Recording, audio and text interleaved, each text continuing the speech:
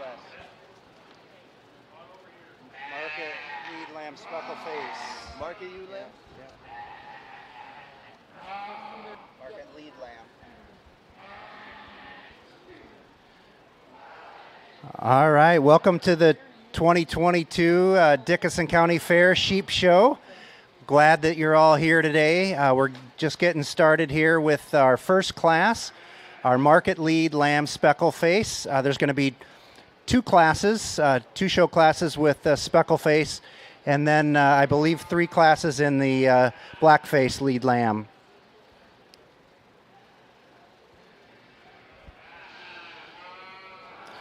Our judge here this morning is Tim Larson. Tim is an ag ed education instructor in Minnesota for 40 plus years. Tim has raised sheep and goats and chickens over the years. He is Minnesota FFA goat superintendent at the Minnesota State Fair currently. And he said that we've had a lot more rain than they have up in Minnesota. So he said it was nice to see the nice green lawns we have here. So Tim has a family of 5 kids and wife. His youngest just graduated from high school, so he's looking forward to being an empty nester. In a little bit, we will also interview our queen. Our queen is Claire Schulerman with the Okoboji Milford 4-H Club. Claire is a graduate of Okoboji High School just this May and is heading to South Dakota State University, where she'll major in ag communication and minor in land appraisal and ag business. Claire has shown horses, goats, cattle, and chickens over the years here at the fair, but has her main interest has been in horses. So let's congratulate Claire as our 2022 Dickinson County Fair Queen.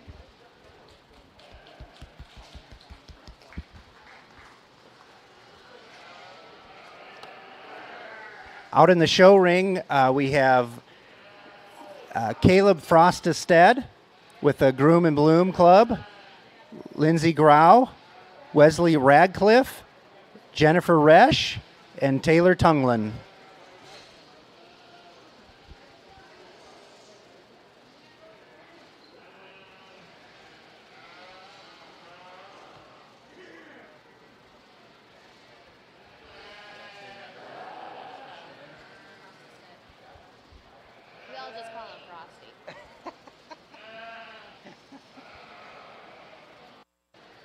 He's on the end, and then Lindsay, and then Wes Radcliffe, Jennifer Rush, and Taylor.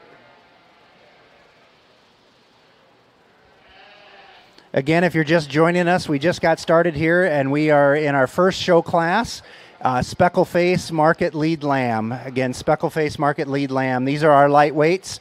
We have 2 classes in the speckle face.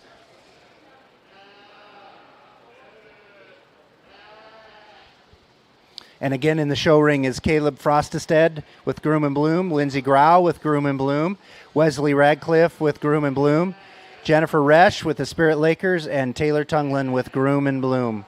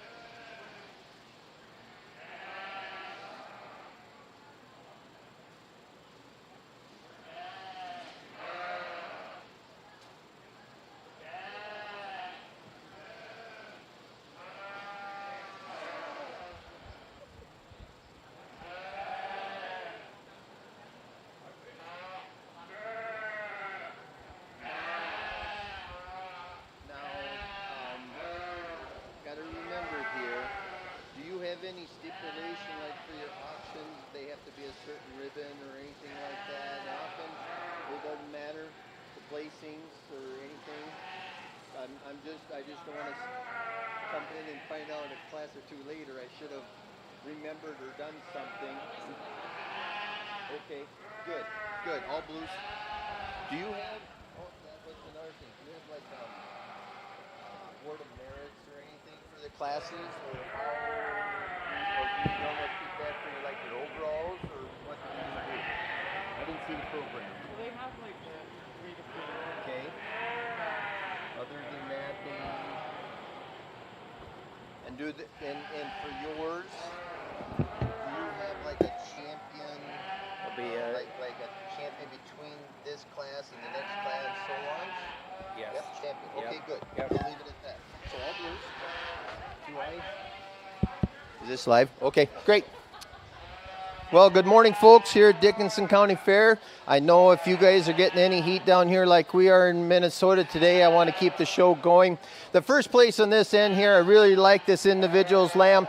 Overall side profile, length of that hind saddle, a lot of muscle down through that loin and leg, and a lot of expression. Really admire about this individual lamb. My second place lamb, maybe not as stylish, but a very good doing lamb. A lot of thickness across that top, carrying down into that hind saddle. I admire the muscling we have here. My third place lamb here is just a little bit shorter in overall structure and side profile, but carrying a lot of produce in that individual. If the lamb was a little more cooperative for the shower, maybe placing a little higher, but that's where we go here today.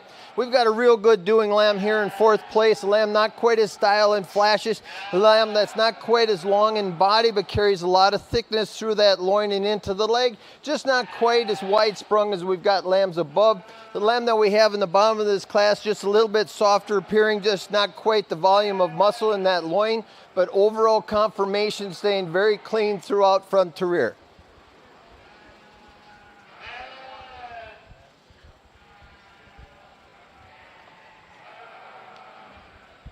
All right, thanks, Tim. That's our first class. That's Wes Radcliffe with our champion lead lamb in the speckle-faced lightweight with Caleb Frostestead reserve. Rounding out the class is Jennifer Resch, Taylor Tunglin, and Lindsay Grau.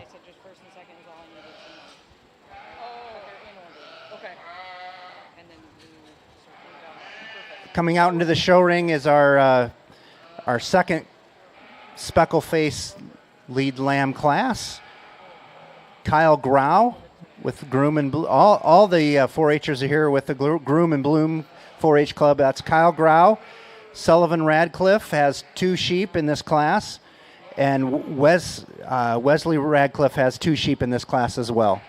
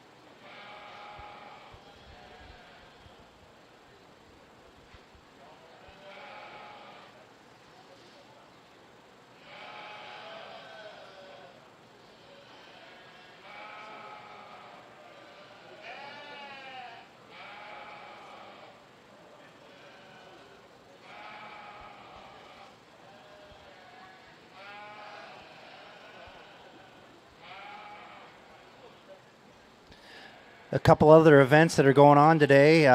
Following the sheep show, right after the sheep show will be the goat show right here in the indoor arena. All exhibit buildings are open at 10 a.m. and are open until 7 p.m. Every day here at the fair. And tonight, please come back for pork producer dinner. I believe they're serving pork burgers from 5 to 7 o'clock tonight. And then right after the dinner is the pie and bucket of junk auction. So please come by to support the local 4-H clubs at the pie auction and the bucket of junk auction. Again, all proceeds of this auction goes right back to the 4-H clubs and the 4-H council. On Tuesday, 8 a.m. is a Beef Buddy show. 8:30 starts the regular beef show in the indoor arena here. 11 to 1 is the Okoboji Ffa Lunch here in the indoor arena. From 5 to 7 is the beef producer dinner. And 7 o'clock p.m. tomorrow night is the Farm Chore Olympics. That's always a fun event out in the outdoor arena. The Farm Chore Olympics. If you haven't seen that, please come out and check that out. It's wild fun out in the outdoor arena with 4-Hers and parents and families trying their best to move through the obstacle courses that they have set up. So that's a lot of fun. That's on Tuesday night. On Wednesday, 8 a.m. is a Swine Show. The pedal tractor pull is at 1 to 2. Overall showmanship contest is from 2 to 4 o'clock on Wednesday afternoon. And the Fair Awards program is at 5:30. And 6:30 is when the non-sale animals are released. Thursday, we start off the morning at 6:30. 6:30 till 8 is the pancake breakfast, followed by the 4-H FFA livestock sale at 8 a.m.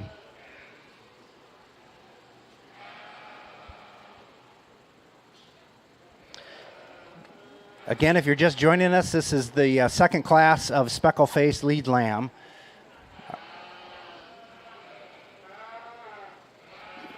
In the arena, we have Kyle Grau. Sullivan Radcliffe has 2 sheep in this class, and Wes Radcliffe has 2 sheep in this class as well.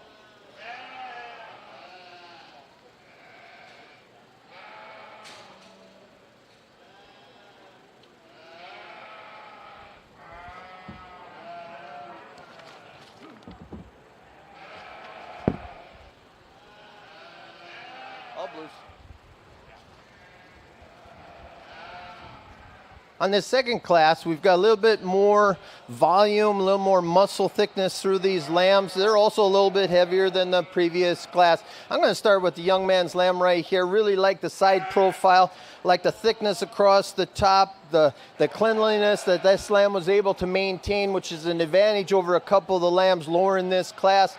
This South Downish kind of lamb that comes in next, not the width that we have in the first place lamb, but staying very similar in pattern and overall conformation and free of excess weight. Now we've got the freezer lambs, the lambs that I really like for overall conditioning and for something that we can use for the volume. They're getting to that point where just a little bit over conditioned, a little more waist up in that front, but carrying through a lot of thickness down into that hind saddle and leg.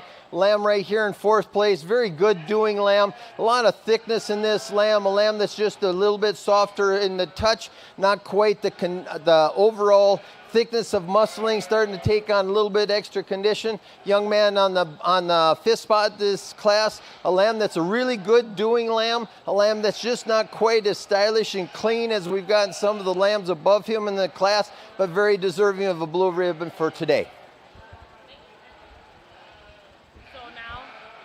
Do you want first up front, second, or you want first and second? 11, 12, 5. So, okay, so you want it head to tail this way, or do you want it head to tail? Sure. Up there, back here. That sounds great. You betcha.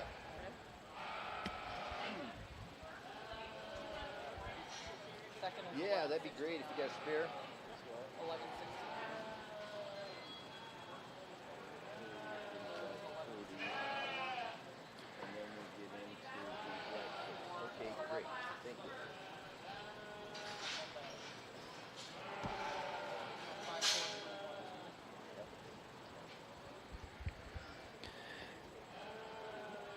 All right, that was Wes Radcliffe with the champion in the second class of Speckle Face. Wes's 2 sheep were champion and reserve in that class, followed by Sullivan Radcliffe's 2 sheep, and rounding out the class was Kyle Grau. So we'll bring out the champion and reserve from each of the 2 Speckle Face classes now. Which we've got. Wes Radcliffe had the champion in the lightweight class, and Caleb Frostestead was the reserve in the lightweight class, and Wes Radcliffe had the champion and reserve in the heavier weight class. What?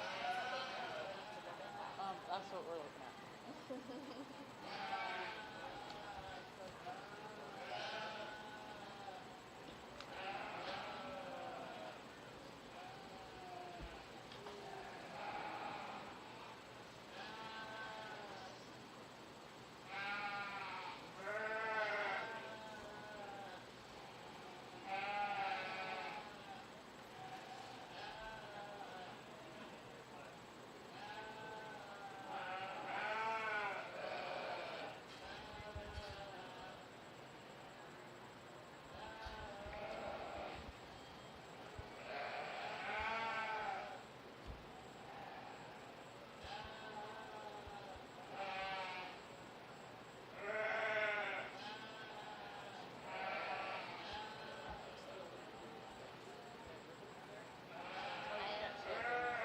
I can do this. Do we just need the 2? Do you want blue for the other 2? Do you want blue for the other 2 or just these? Okay, sounds good.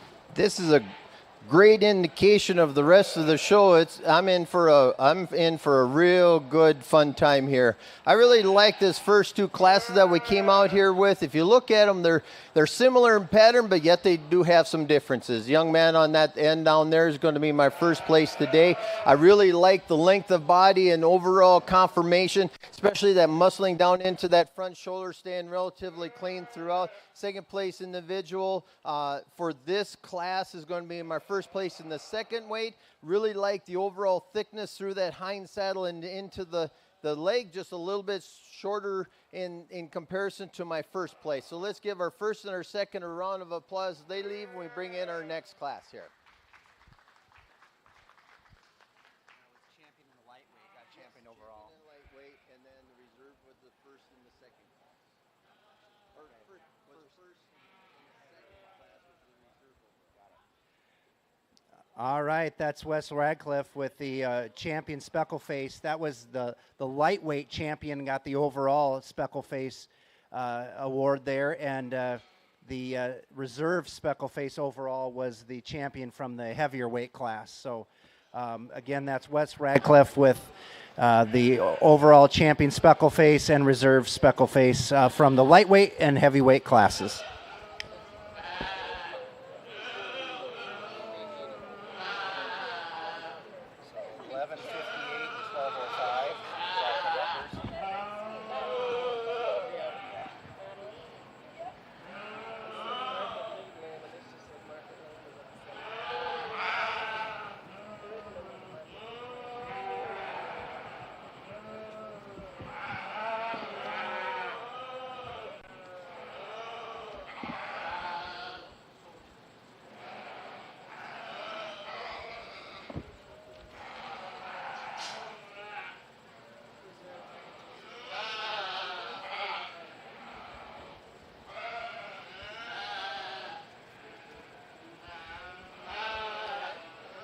All right.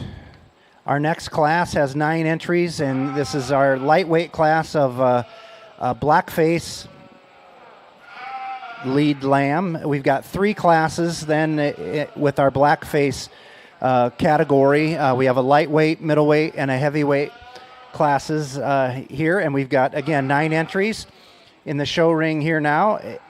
are Michael Gonerman with the Milford Pioneers, Kyle Grau with Groom and Bloom, Lindsey Grau with Groom and Bloom, Lainey Lorch with Silver Lakers, Sophia Lorch with the Silver Lakers, Sullivan Radcliffe has 2 sheep in this class with Groom and Bloom, Jennifer Resch with Spirit Lakers, Tyler Tunglin with Groom and Bloom, and looks like Lainey Lorch has 2 more sheep in this class. So Lainey has three sheep in the lightweight blackface class.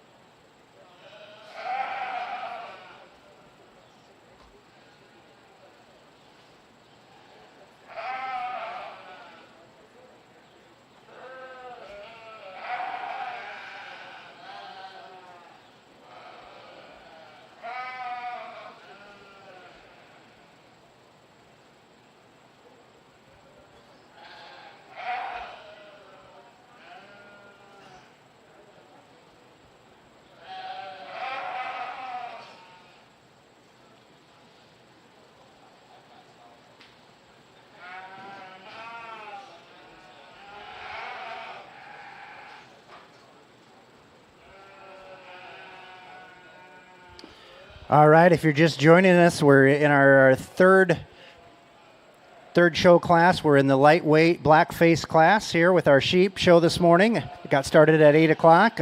Our judge is Tim Larson this morning, and he's from Minnesota. He's an ag ed instructor, ag education instructor. He's been an instructor for over 40 years. He raises sheep, goats, and chickens on his farm there in Minnesota. He's currently the Minnesota FFA goat superintendent at the Minnesota State Fair. So we're thankful to have Tim back. I know he was a judge here a couple years ago. I'd like to give a shout out to Tim at Explore Okoboji, who is live streaming. We got video going on at exploreokoboji.com. And so if you're not able to attend all the events here at the fair, Explore Okoboji will be live streaming several of the events here at the fair. So thank you, Tim, for joining us and giving us a video feed here today. At this point in time, I'd like to introduce our 2022 Fair Queen. I'll give Claire Schulerman here the mic, and she can tell us a little bit about herself and where she's headed here in the future. Let's give Claire Schulerman a hand for being our 2022 Fair Queen. Hi, good morning, everyone. My name is Claire Schulerman. I am the daughter of Jeff and Rachel Schulerman.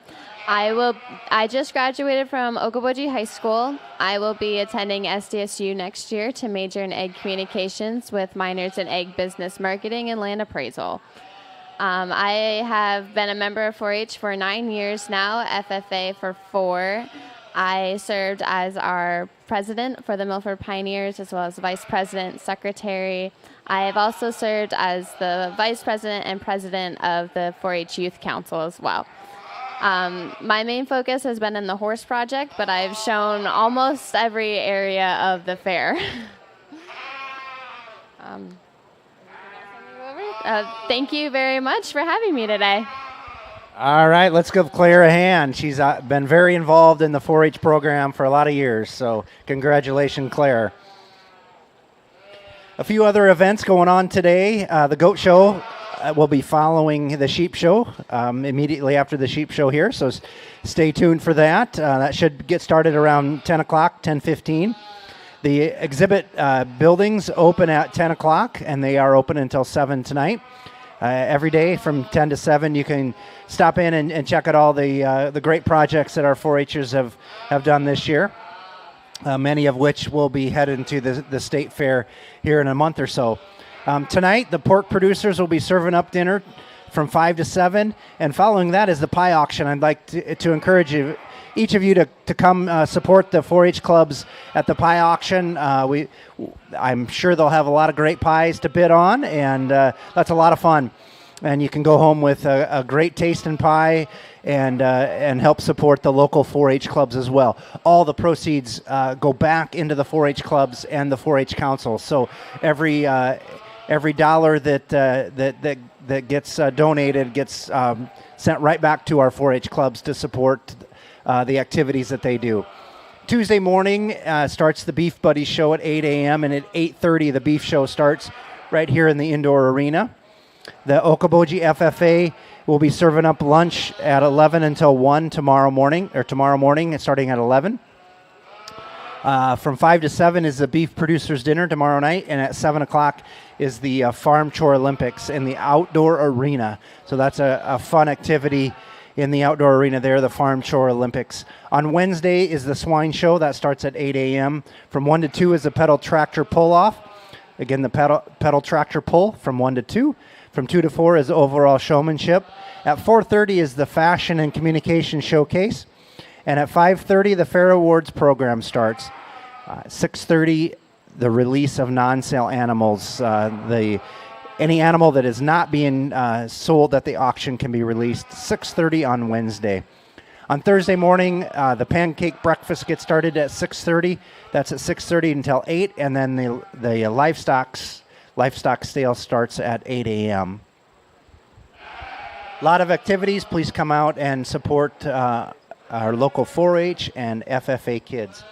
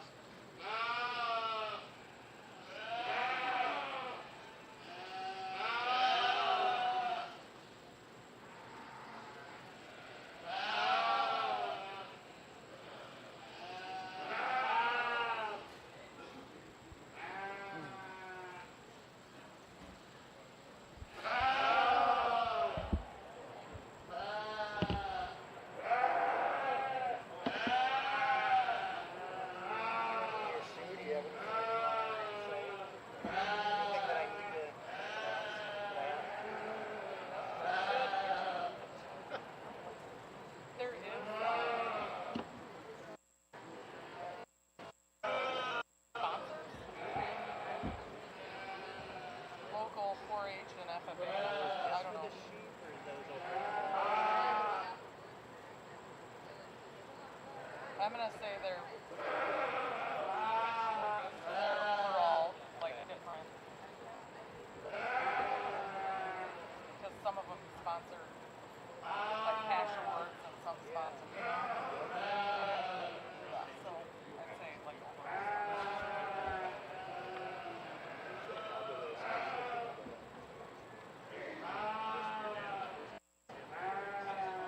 I would think.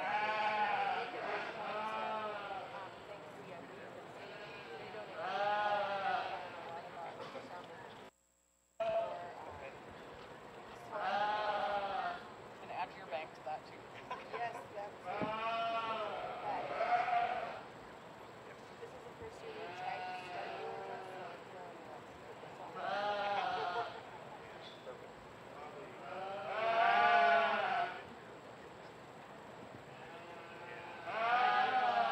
This is a big class.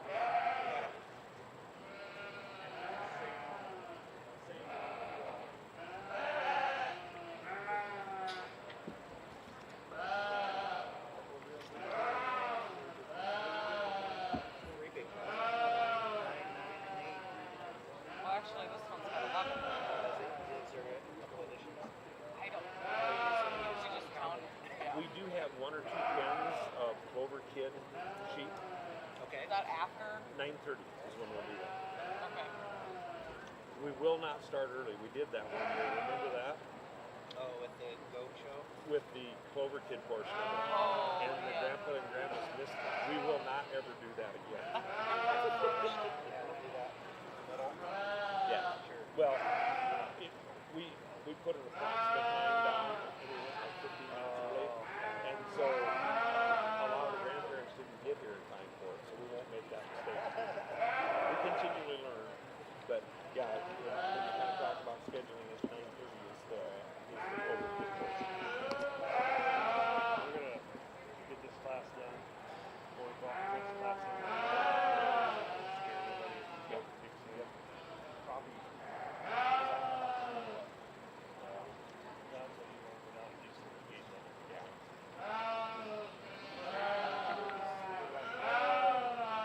It's kind of like a little bit of a clear, right?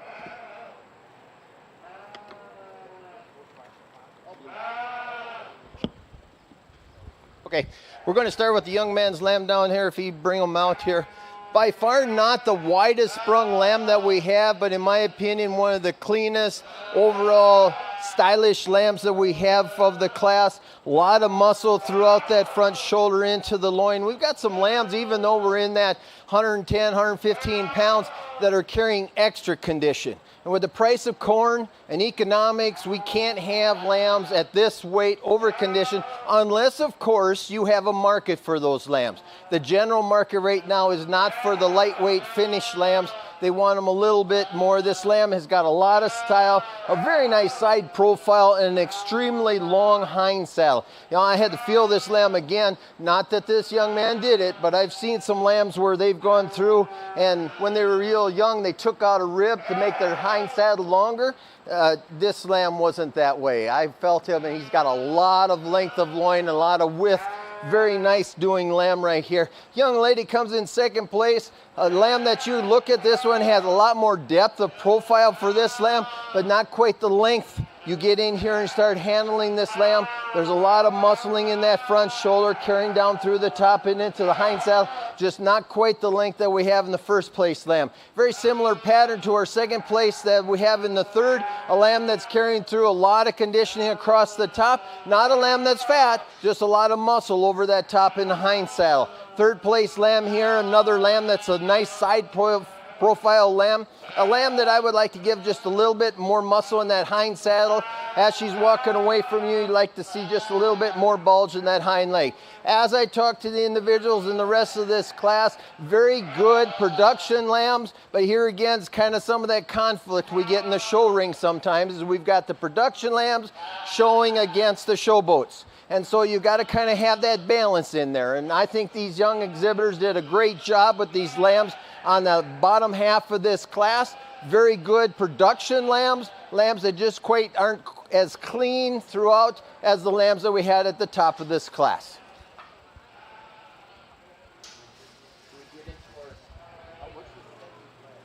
Middleweight. There's three blackface.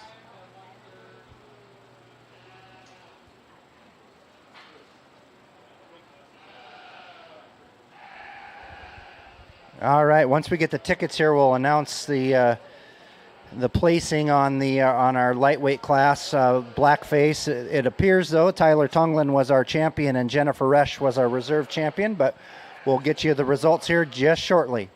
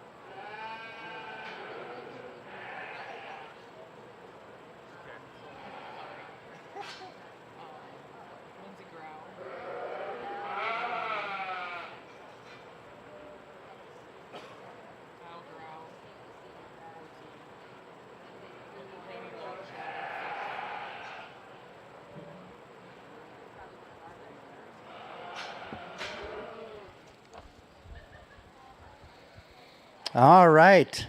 As we said earlier, Tyler Tunglin was our blackface, our lightweight class champion, champion lead lamb. That's Tyler Tunglin, and Jennifer Resch was our reserve champion in our lightweight class. Sullivan Radcliffe had our third place sheep, followed by Michael Gonerman, Lainey Lorch, Sophia Lorch. Sullivan Radcliffe had two more sheep there. And then our 8th place sheep was Lindsay Grau, followed by Kyle Grau, and Lainey Lorch rounded out the class there. So again, that was our lightweight blackface lead lamb. In the show ring here, now we have our middleweight class. That's our 25 pounds to 130 pound blackface lead lambs. And in the ring, again, is Michael Gonerman.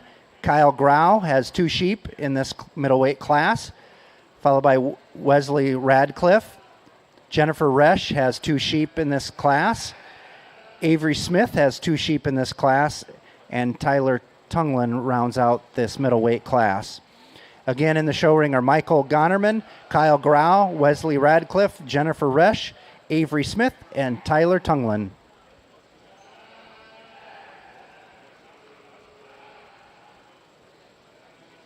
On the back page, you'll see our sponsors for this year's fair. We'd like to thank those sponsors for helping out in various areas of the fair. A lot of them help out with trophies, awards, rate of gain, and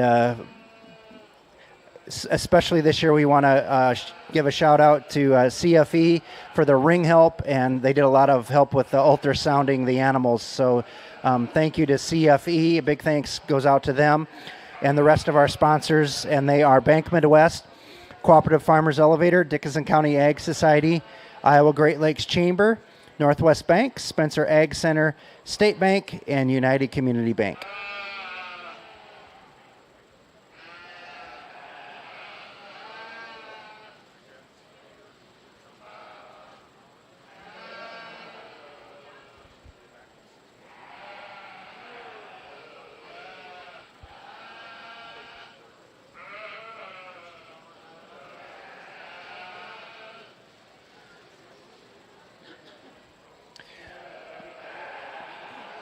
Also, I'd like to announce that at 9:30 a.m. here this morning, 9:30, we'll be bringing out the Clover kids. They'll be showing sheep here at 9:30, and we'll start that no earlier than 9:30. So if you're here by 9:30, grandparents, and you want to see your grandkids, and those are kids that are in kindergarten through 3rd grade. So these are future 4-Hers that love animals and want to get out in the show ring a bit early and showcase their skills. So that's a fun event that we have here, and that's again at 9:30. Our Clover kids, those are kindergartners through 3rd grade kids that will be showing a few sheep out here. So 9:30 a.m. with the Clover kids.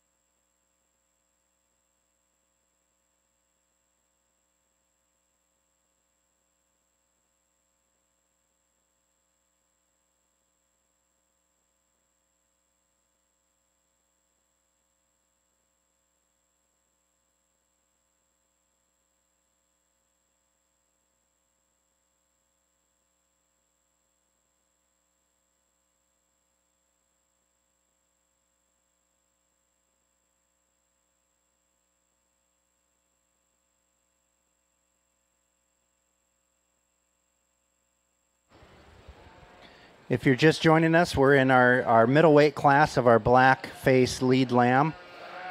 Looks like we're just finishing up here. We've got a heavyweight class coming up, and then we'll crown our overall market lead lamb from our speckle face 2 classes and the 3 classes from our black face. Then we'll move on to our pen of 3.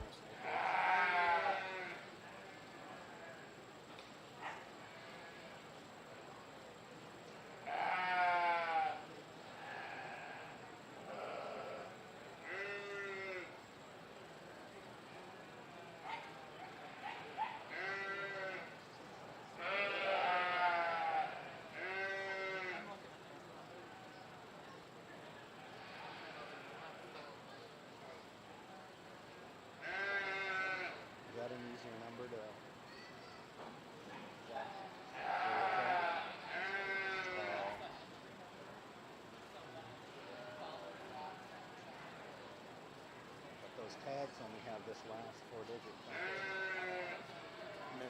Well, no, when they use tags. Yeah, what do they have? What numbers do they have? Oh, they do. So the entry number might be the easier one to. That's these, right? All blues.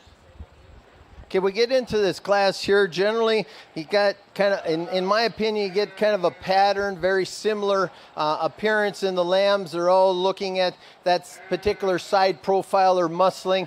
In my top 3, I've got kind of a, you could go with whatever combination you wanted. All 3 of these lambs could start the class, or they could flip-flop around, be totally backwards. But today I'm going with the young man in the white shirt.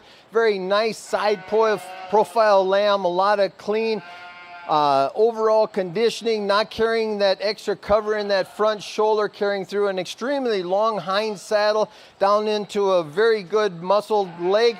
My second place individual has a little better leg score on this lamb, a lamb that's just being a little bit short bodied, not quite the length that we have in our first place lamb, also carrying a lot conditioning of muscle over that top into the hind leg.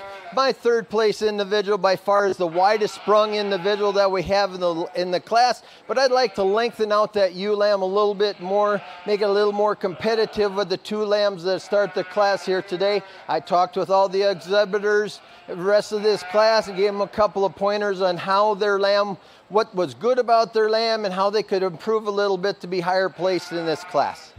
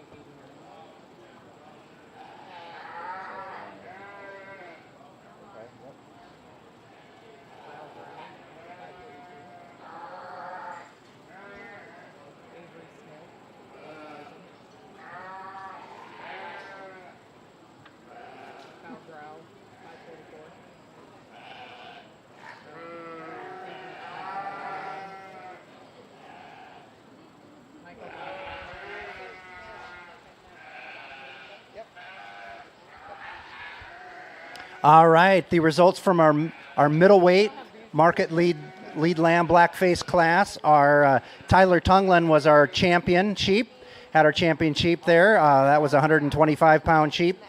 Our reserve champion was Jennifer Resch. Jennifer Resch with our reserve champion. So Tyler and Jennifer, those two sheep will move on. Our third place sheep was shown by Jennifer Resch, and rounding out the class was Wes Radcliffe, Kyle Grau, Avery Smith, Kyle Grau with his second sheep, Avery Smith with her second sheep, and Michael Gonerman. Again, that was the middleweight blackface class. And in our show ring now, we have our final class of blackface, our heavyweight class. These are lambs 135 pounds to 155 pounds. And in this class, Caleb Frostised has 3 sheep. Again, Caleb Frostised with the Groom and Bloom has 3 sheep in this heavyweight class. Michael Gonerman, Lindsey Grau has 2 sheep in this heavyweight class. And rounding out the class is Wes Radcliffe and Avery Smith with a sheep.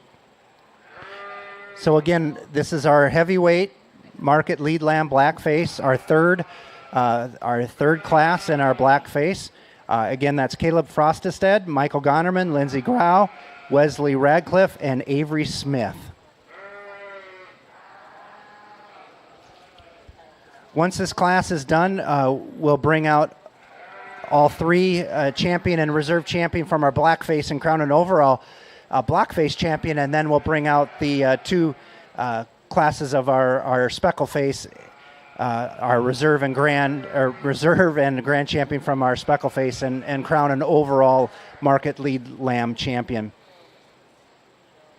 We do have 3 entries in our pen of 3 for our speckle face, and then we have several entries in our blackface pen of 3. And then our final 2 classes will be breeding sheep and sheep showmanship. And then the last thing we'll do with our sheep show will be announce our rate of gain.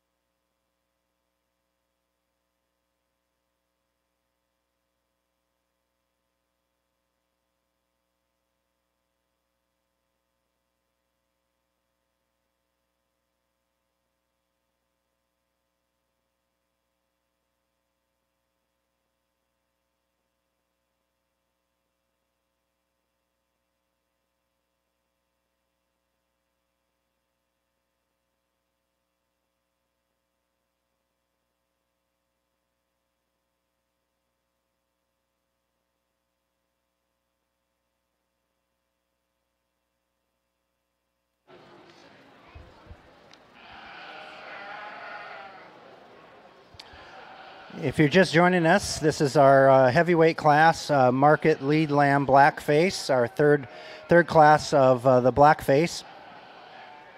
Other activities going on today. The goat show will be immediately following the sheep show around 10:15. At 10 o'clock, the exhibit building's open, so go in and check out all the great projects that our 4-H'ers have done for this year's fair. Again, the exhibit building in the community building is open from 10 this morning until 7 tonight. That's open from 10 to 7 every day here at the fair. From 5 to 7 is our pork producers dinner tonight, and following that is the pie auction, which is a great fundraiser for the 4-H clubs and the 4-H council.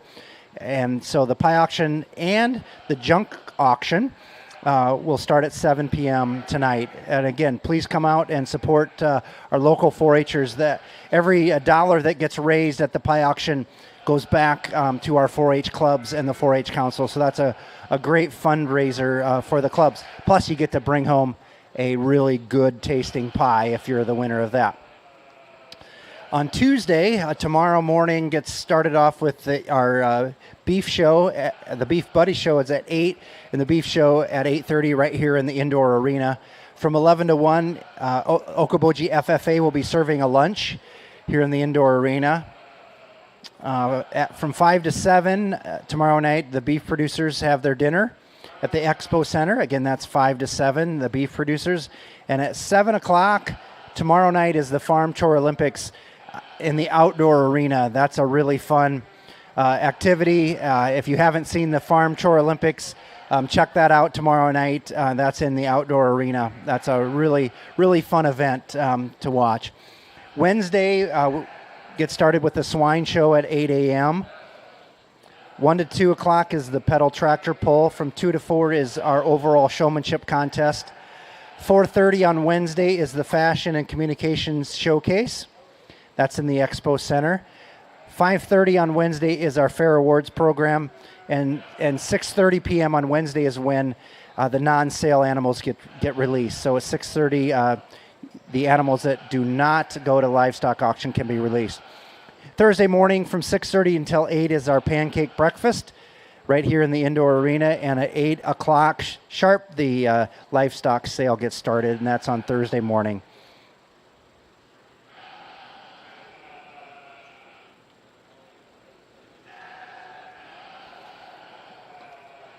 Again, I'd like to thank our sponsors for this year's fair, Bank Midwest, Cooperative Farmers Elevator, Dickinson County Ag Society, Iowa Great Lakes Chamber, Northwest Bank, Spencer Ag Center, State Bank, and United Community Bank.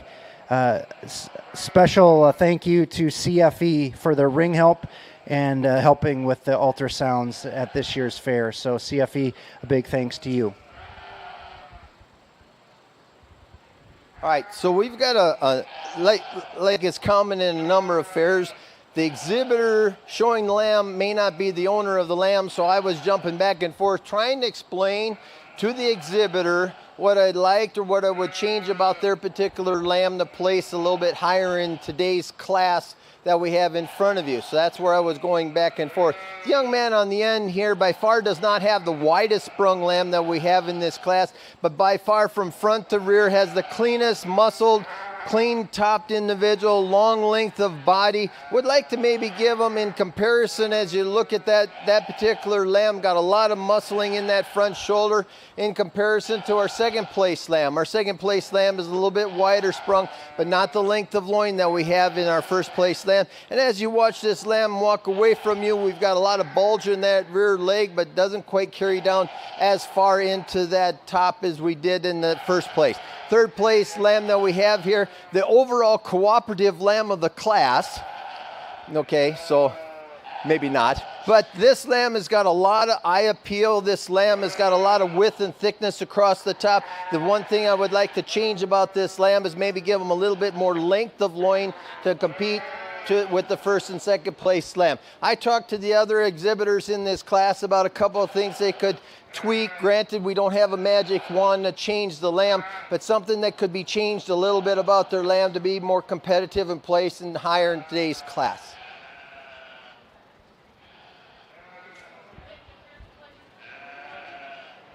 second blacks, right?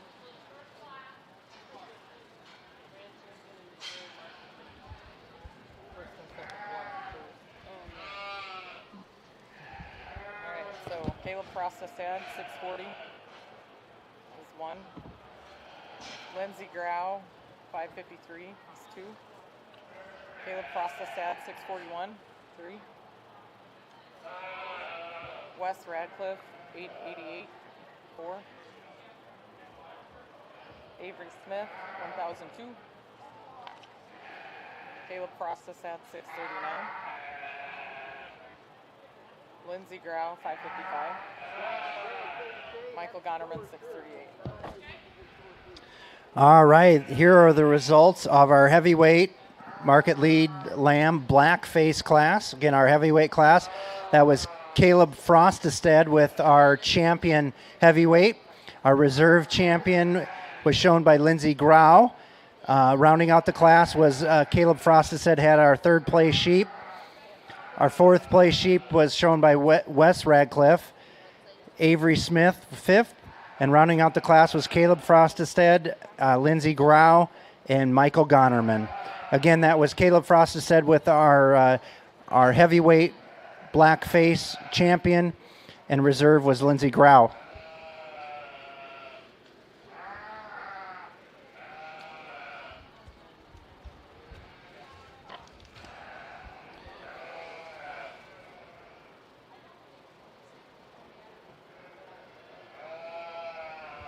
All right, now out in the show ring we have our champion and reserve champions from our light, medium, and heavyweight classes in our black face, and that's Tyler Tunglin. So Tyler Tunglin and Jennifer Resch had our champion and reserve champion from our lightweight class. Our medium weight class, Tyler Tunglin had our champion sheep, and Jennifer Resch had our reserve. That was middleweight, and our heavyweight was Caleb Frostastad, the champion, and Lindsey Grau with our reserve. So out of those 6 sheep, we will crown our overall champion black face.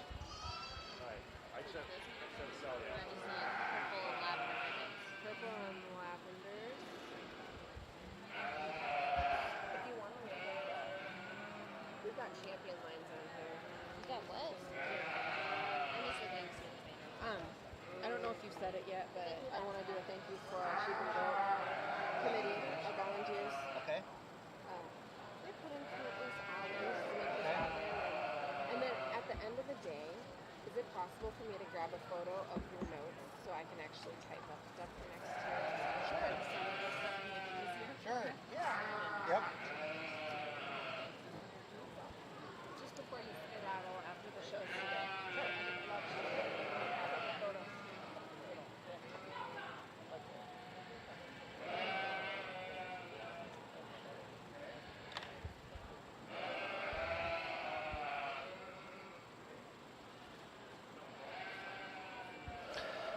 At this time, we'd like to thank our sheep and goat volunteers.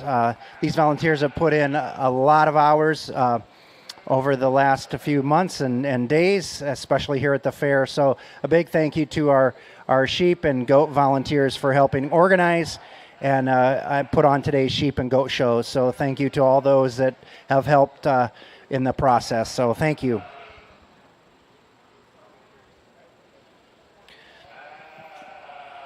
Along with our volunteers, we'd like to thank our sponsors. Our sponsors for this year's 2022 Dickinson County Fair are Bank Midwest, Co-op Farmers Elevator, CFE, Dickinson County Ag Society, Iowa Great Lakes Chamber, Northwest Bank, Spencer Ag Center, State Bank, and United Community Bank. A special thanks goes out to CFE for their ring help and helping with the ultrasounds.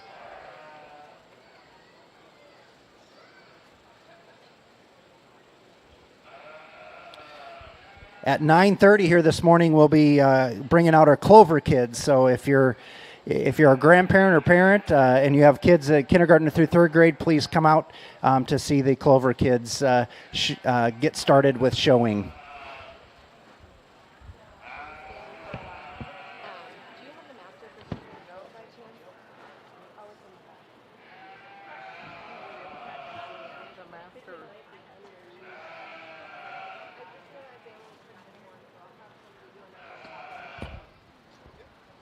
All right, let's give these exhibitors a round of applause for their lambs that they brought out here for the championship class here. One thing that the fair is great to exhibit all the hard work that our young individuals have put into their projects. I want this to be a learning experience, not who's just going to win the class. Okay, so you have to, if you don't take something away from the show other than you didn't like the judge, you know, you got to come up with something that's going to hopefully help you next year. Okay, now I know a number of you raise your own lambs, but a number of you also purchase lambs. And if you don't know or have an idea of how to improve next year's lamb because of this year, you're not going to get any better. You know, I tell kids, I don't care how big your checkbook is. I can find somebody who has a smaller checkbook who knows what they're looking for that will beat your butt every year in the show ring. So if you don't know specifically what you're looking for, that gets to be a challenge. One thing that I really like to have is when I come up to the individual, I want to know, one, were they listening to me? And two, what did they like about their particular lamb?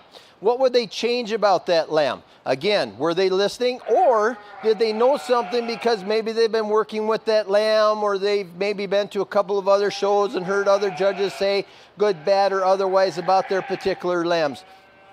On my first overalls that we have here for the class today, my young man in the middle is going to be the champion of this division. Yes, it's not the perfect lamb, but overall it's got an excellent side profile. It's got a lot of muscling over that top and into that hind saddle. Makes it a very nice, stylish, clean lamb to have in the class. Then we're looking at the second of that class and the other first that we have out here. I'm going to go with my heavyweight because you can't knock the volume of the muscling in this particular lamb and still staying clean from front to rear. I really admire that heavier carcass that lamb is going to hang up and stand relatively clean. I also have to commend the other four individuals out here in the ring today. Let's give all these exhibitors a round of applause. We move into our next class. Tyler got, or the other way. It was the middleweight champion is champion, and then the heavyweight champion was reserved. And now I'm doing Tyler and The grand champion and reserve. grand overall. Yeah. Grand. Okay. Yep. Yeah.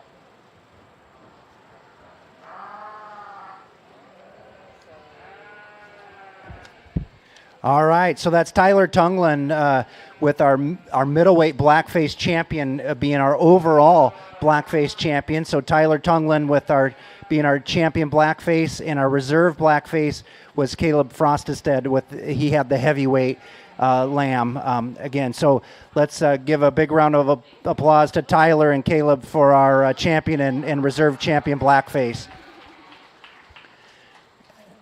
At this point, we've got Tyler Tunglin out on the ring with the champion blackface, and Caleb Frostestead with our reserve champion blackface, along with our champion speckleface and reserve champion speckleface, both shown by Wes Radcliffe. So we'll crown an overall lead lamb from the speckleface and the blackface classes.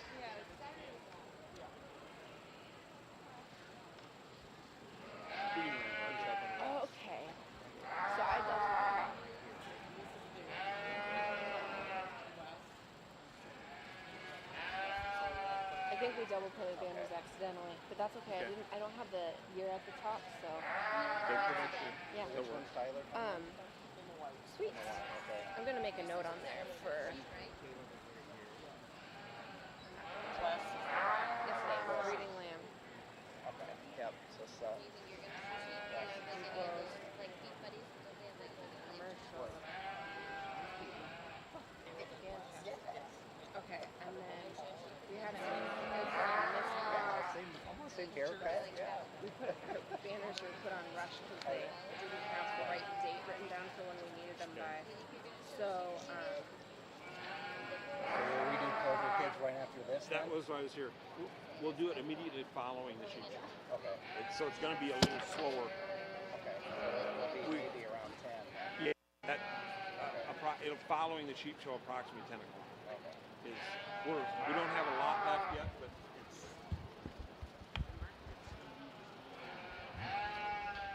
Some fantastic lambs that we've got out here today. I really like the overall conformation and muscling that we have in our first place individuals. There is some slight differences. On side profile, you can see that the individual with the white t-shirt here, the young man's lamb, has got maybe a more stylish side profile, clean throughout the lamb. The second place, or the first place individual in the speckles, has got a lamb with a little more depth of body, maybe not quite the length of body that we have in the lamb to behind this one. Looking between the two lambs, I think they're very similar in their width of muscle and thickness down into that hind saddle.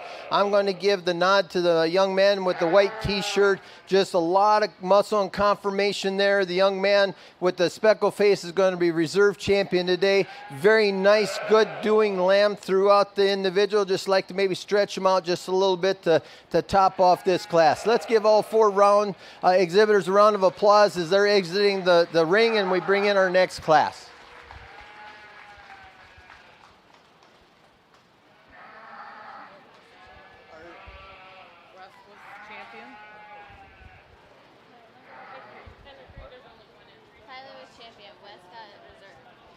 All right. Our middleweight blackface champion is our overall lead lamb champion, Tyler Tunglin. So congratulations, Tyler, with our overall grand champion market lead lamb. And our reserve grand was Wesley Radcliffe, and that came from our speckle face class. So again, our overall lead lamb champion, Tyler Tunglin, and that came from our middleweight blackface class. And our reserve grand champion overall was Wesley Radcliffe with our champion speckle face. So let's give them a hand.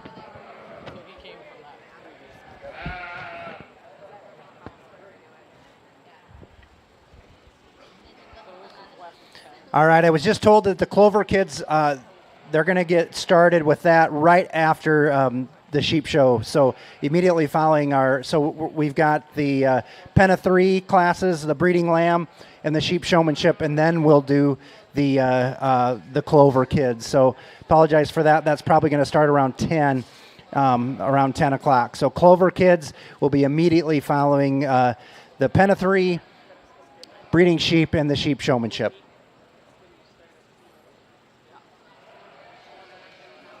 We've got two classes in our pen of three. We've got our speckle face class. Wesley Radcliffe has our only three sheep in this class. Following the speckle face will be our black face, and there are looks like 4 entries in our black face pen of three. I'll have him announce that they're with you out there after the show, and then I'll have help calling the boards out there so they can sign pictures. Okay. So you got that clear? We're doing photos after the show, out of the chip. Or the outdoor. Yep. I can do that. Thank you, Sherry. Yeah. Photos. I can, yeah. Photos, or champion photos, Okay. will be out at the, what do we want to call it? The Outdoor backdrop, north of the indoor arena.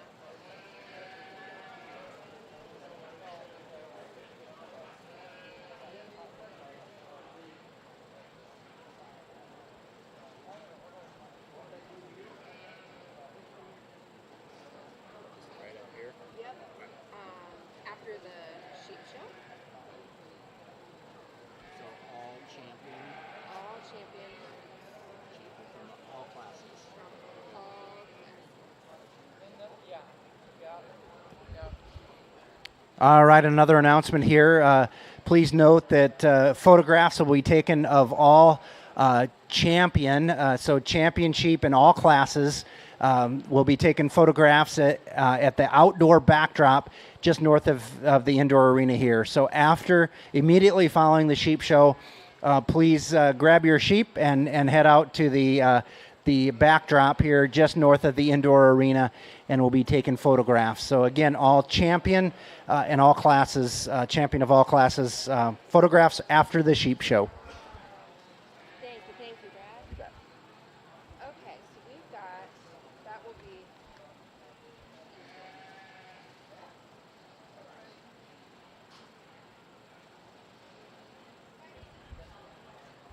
So I get to some of these fairs where I've either got no trails or I've got one trail, and this trail could stand some competition. This is a lot of quality lambs in these three. I told them that we've got 3 different patterned lambs depending on which style you're going with, but the one thing that's consistent through all 3 of these lambs is a lot of muscling across that top and down into that hind leg. I compliment the exhibitor on the fine trail project that he brought out here. Let's give him a round of applause as he gets his award and exits the ring. All right, great job, Wesley. That's Wesley Radcliffe with our champion pen of 3 speckle face. Hey, Amy, does he need 3 blue ribbons or just 1 blue ribbon? 1.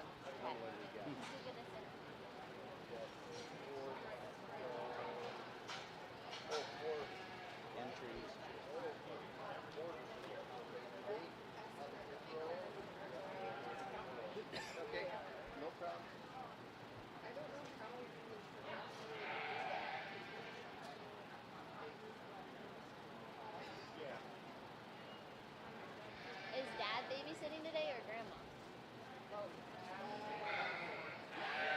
Jacob delivered him, but Grandma's not. Jacob's in charge tonight. Are you going to be here all day? No, just How'd you get roped into this?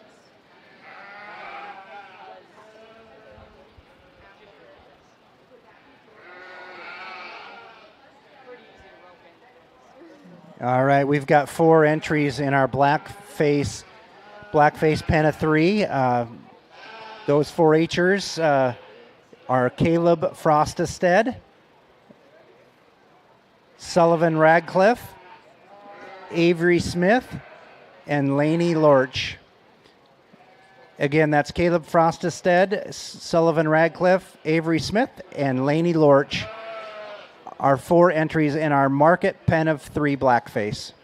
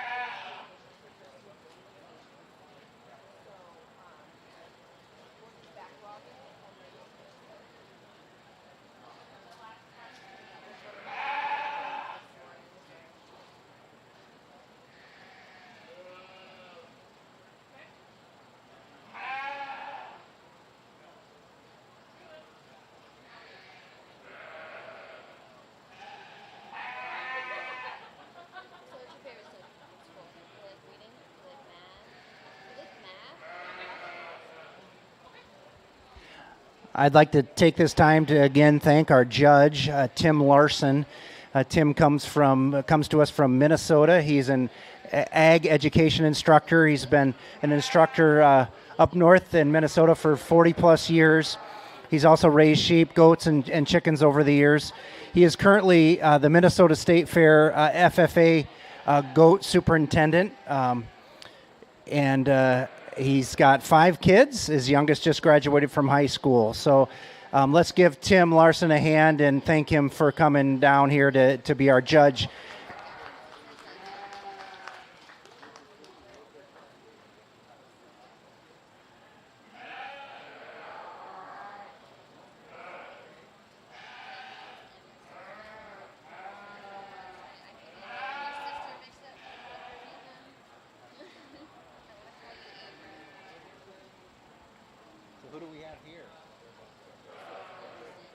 Emerson Smith?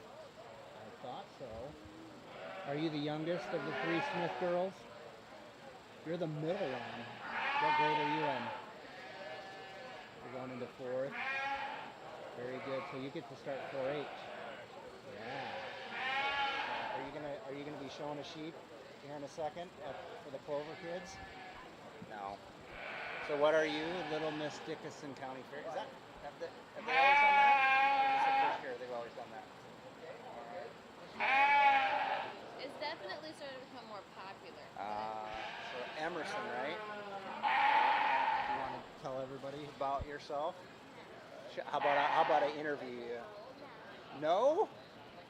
I'll just have you say your name. Can you do that? I will, and then you can.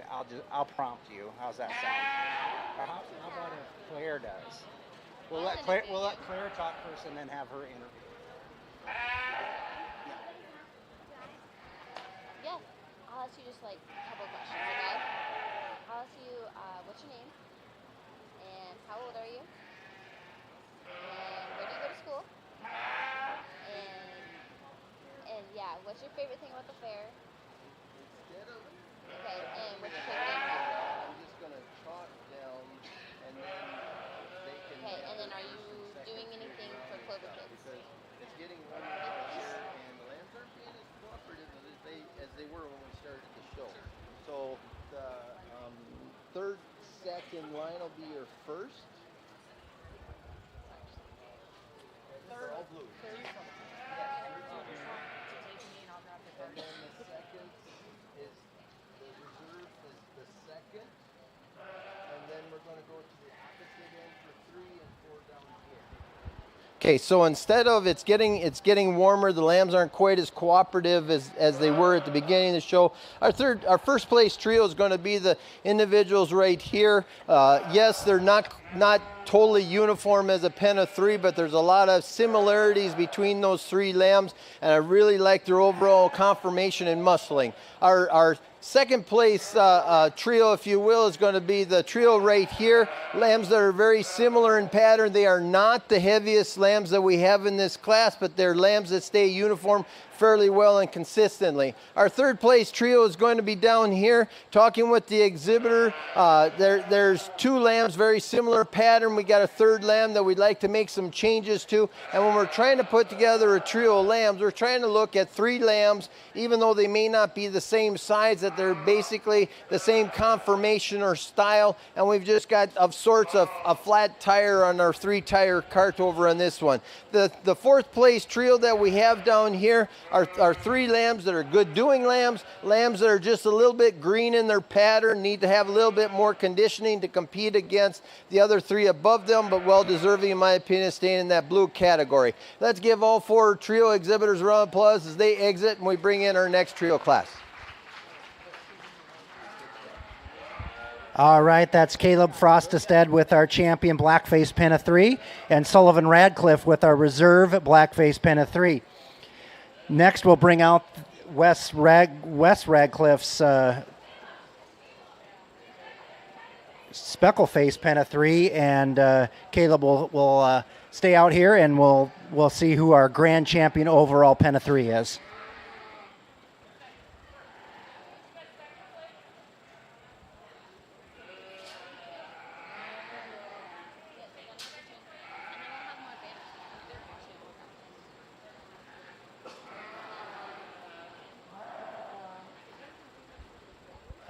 So out in the show ring is Caleb Frostestead's champion Blackface Pen of 3, Sullivan Radcliffe's reserve Blackface Pen of 3, and Wes Radcliffe's champion Whiteface Pen of 3, Speckled Face, excuse me.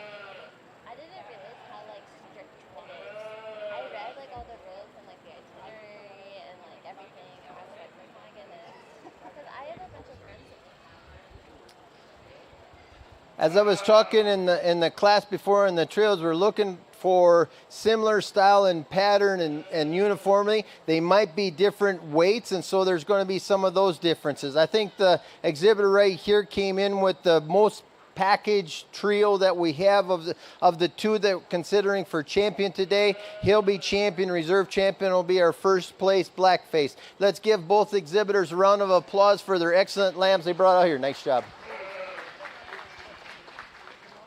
Champion is blackface, reserve. And the reserve is the blacks. Okay. Wes and Caleb. Yep.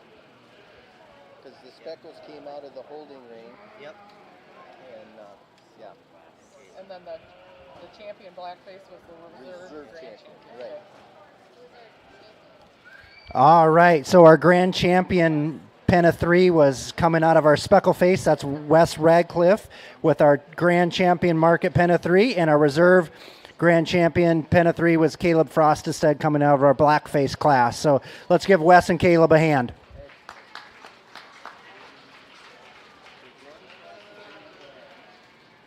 So we got breeding and showmanship. And Clover kids.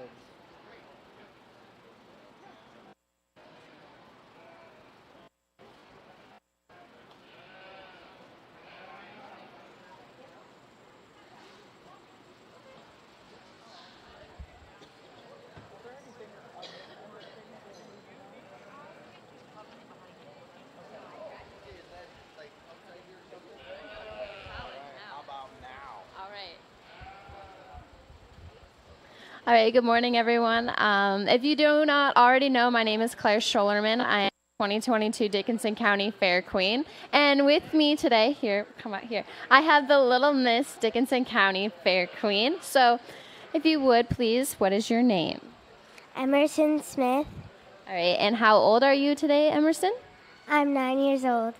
And what grade are you in? I'm going into 4th. All right, and do you go to Spirit Lake or Okoboji or Lake Park? I go to Spirit Lake. All right. And what is your favorite thing about the fair? The animals. All right. And what animal is your favorite? Sheep or cows. Are you showing anything at the fair through Clover Kids? I'm showing a beef buddy. You're showing a beef buddy? What's your beef buddy's name? Nala. Nala? Like the Lion King? Yeah. All right. Well, thank you. And can we get a little round of applause for our Little Miss Dickinson County Fair Queen, Emerson Smith?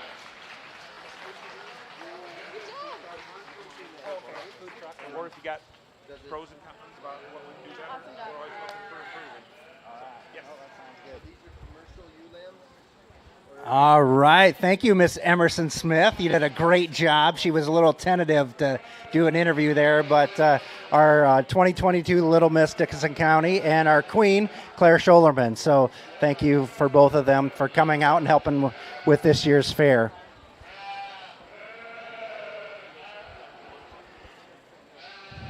Out in the show ring now, we have our breeding lamb project. Those entering in this class are Kyle Grau, Lindsay Grau, Mallory Lortz, Sullivan Radcliffe, Wesley Radcliffe, Jennifer Resch, Avery Smith, and Taylor Tunglin. Again, this is our breeding lamb project.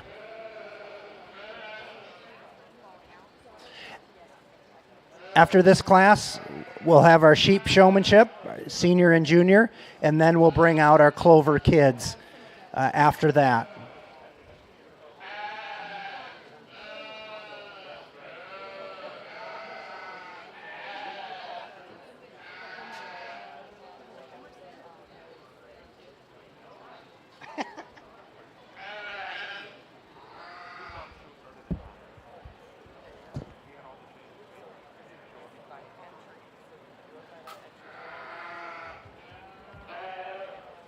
Show sheep next year too?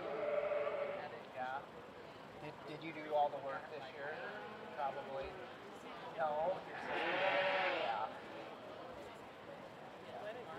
You think you can beat yourself? Do you have time for lunch afterwards, Claire? Maybe.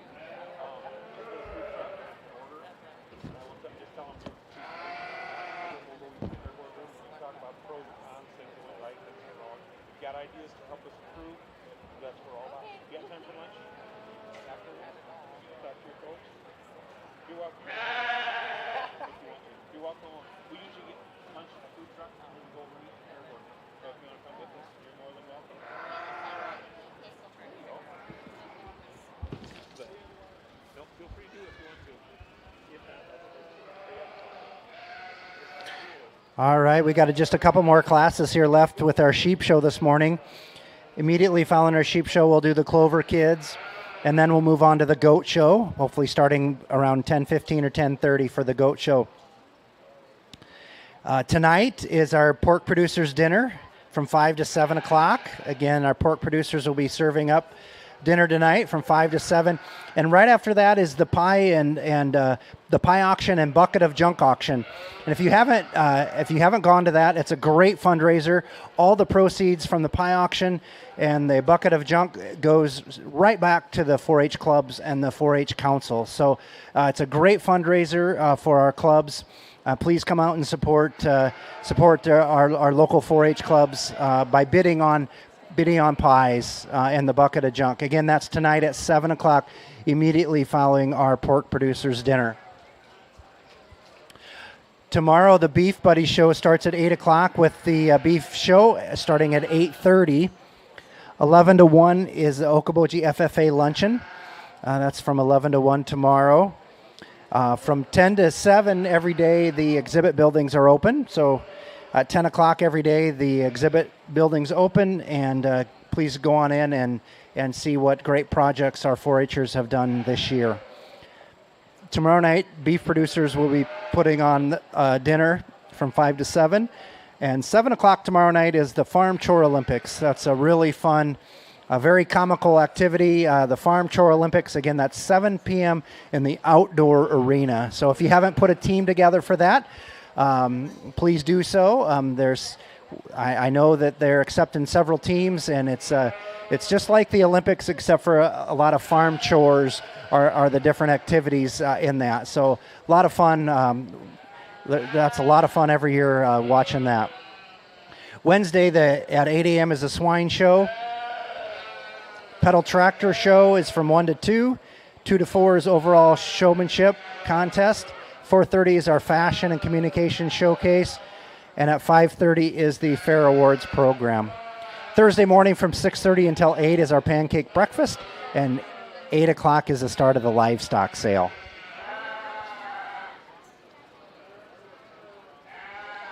Our sponsors for this year's fair are Bank Midwest, CFE, our Cooperative Farmers Elevator, Dickinson County Ag Society, Iowa Great Lakes Chamber, Northwest Bank, Spencer Ag Center, State Bank, and United Community Bank.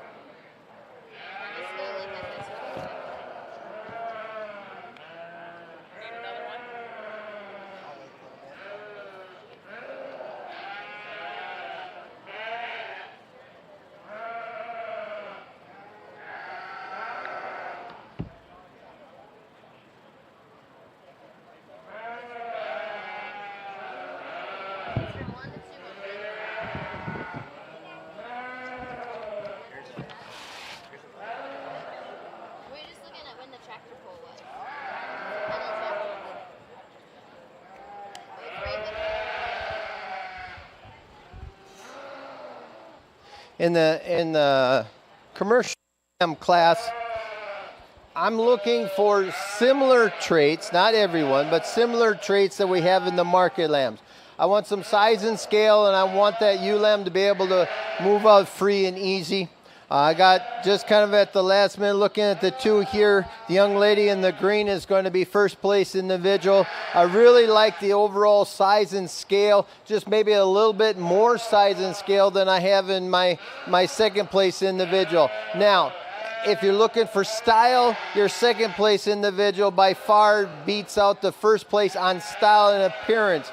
But I really like the overall conformation and thickness of muscle through that loin and staying relatively clean with a little bit larger size and scale. Our third place individual, very similar pattern that we have in our second place, a lot of style. I would just like to maybe give her a little bit more stretch, a little bit cleaner across the top as she's walking away. She dips a little bit behind those front shoulders, and like to make her just a little bit more depth of body. We got a little more depth of body, a little more length in this next lamb that we have here.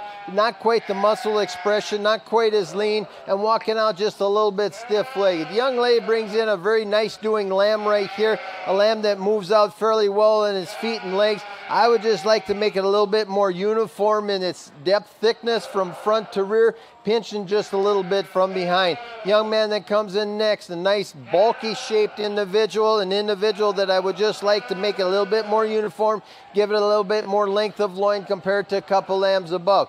Young lady that comes out next has got a very good doing lamb here, a lamb that I would just like to maybe give it a little bit more stretch. She walks just a little pinched. She's got a lot of muscle there that maybe could be a critical factor there. Young man that rounds out the class that we have here today, a very good doing lamb, a lot of depth of body in that lamb, but not quite the width and thickness in that hind saddle that we have in some lambs above him today.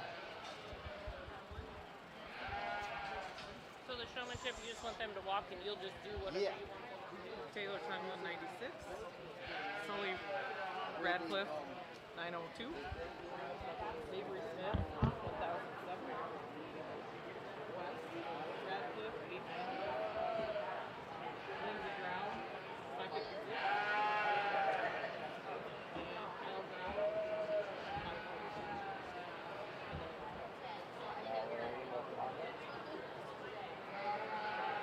Oh, no, I don't get your names up. I don't.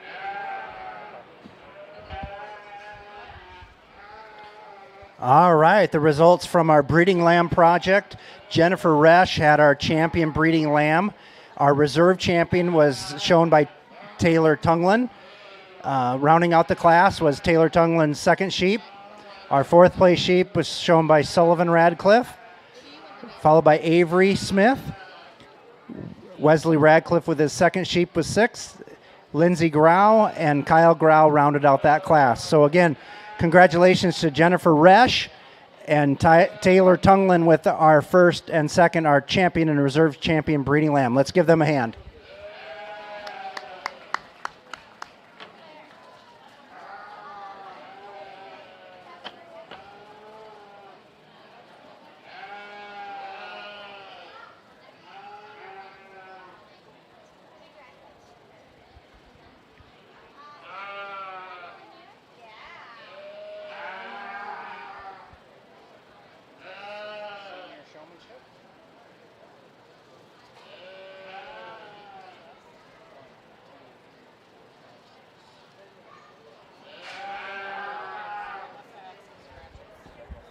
Pick an overall showman.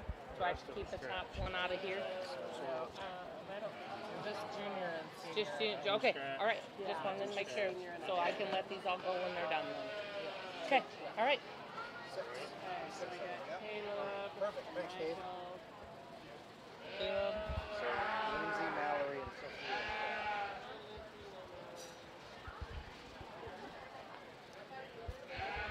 All right, moving on to our showmanship competition. The seniors are starting us out.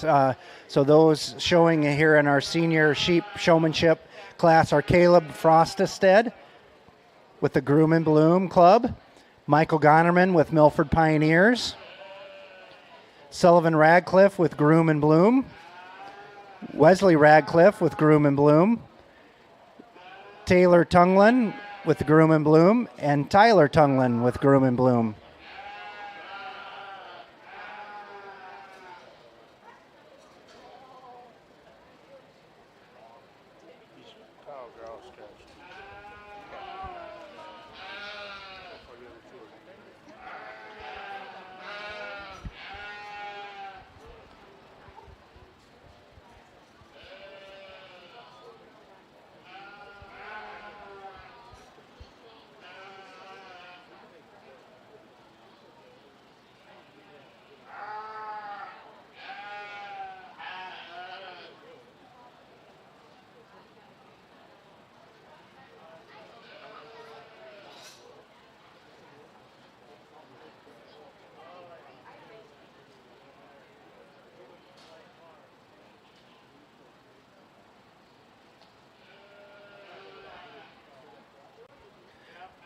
All right, so if you're just joining us, we're in the middle of our senior showmanship class. And again, the showmanship competition is all about handling your animal, your knowledge of and your knowledge of the animal. So handling and knowledge, and the judge will go around and ask several questions, and again, watch how you handle and showcase the animal that you're showing. So we've got some great seniors here that have shown for a lot of years, and more importantly, we've got a couple family rivalries here. So that might get interesting between the Tunglin family and the Radcliffe family to see who takes home maybe honors with that. So.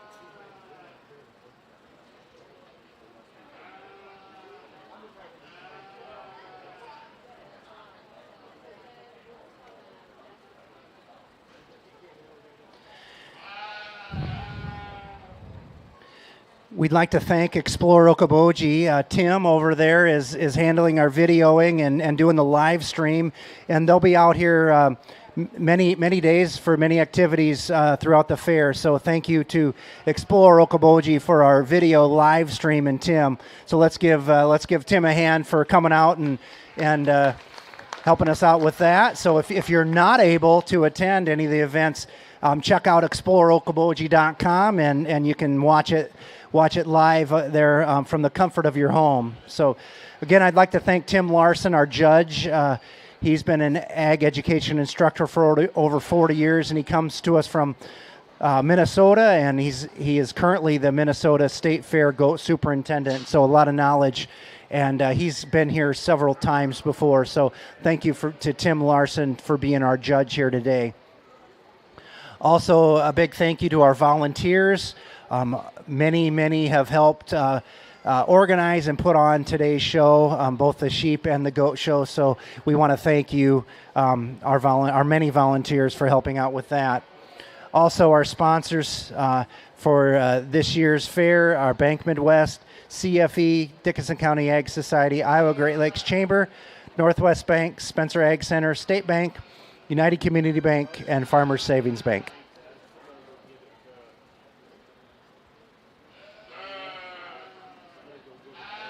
Another announcement, right after the sheep show here, they'll be taking photographs of every class champion. So if you were a class champion in any of the classes here this morning in our sheep show, please take your sheep to the outdoor backdrop just north of the indoor arena here, the outdoor backdrop, and we'll get photographs. Again, that's immediately after the sheep show today.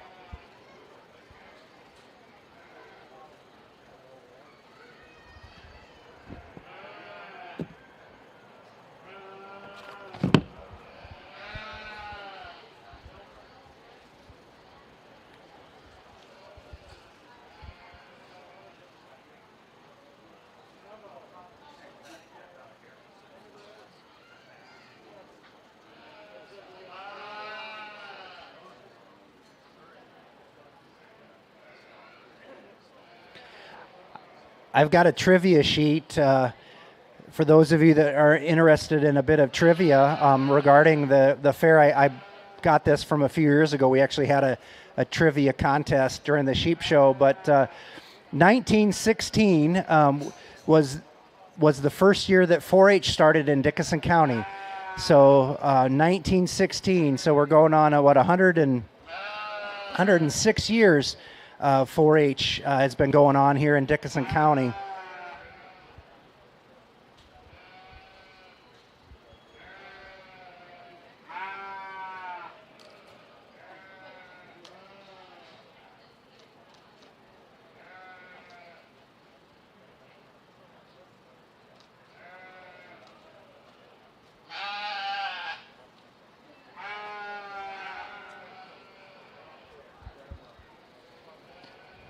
This is interesting too. The fair actually got started in 1927, and it was actually just called the Fall Festival.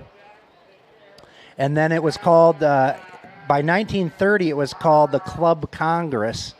And so the first fair events were actually held at the Clay County Fairgrounds in Spencer before the thing started here at the fairgrounds.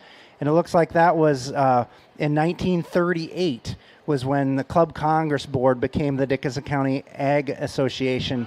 So 1938 was when things started at the county fairgrounds here in Dickinson County. So the first fair events in Dickinson County were held at the Courthouse Square. So right in the Courthouse Square that first year in 1938.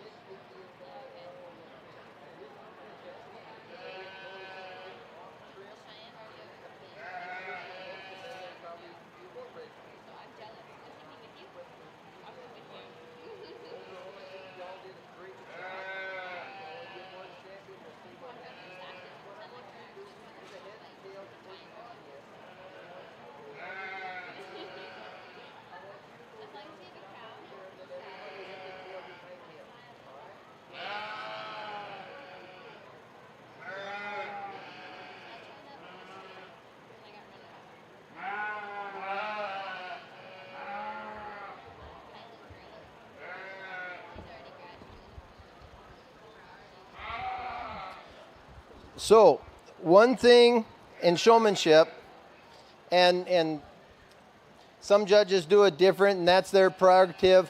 I feel that in showmanship, it's supposed to be showing your project, not necessarily asking or tricking the exhibitors how many stomachs do they have, and what do they have teeth on their top of their jaw or their lower jaw, and then how much should be rated gain and conversion. That's great for a sheep knowledge bowl, but showmanship is supposed to be exactly what we see out here. You guys by far, and I got a few more to go, but you by far are the hardest working seniors that I've had to judge a showmanship class for this year, and I've done a number of shows so far this year.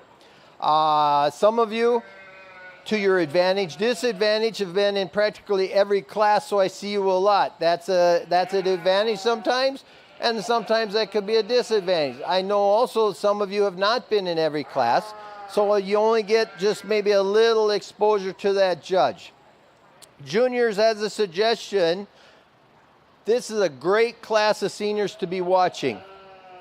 One thing, and don't rush off to get that rag, but one thing that you need to know is in showmanship, it's supposed to be the appearance of the lamb. Now, I don't eat ears, but ears need to be clean for the show.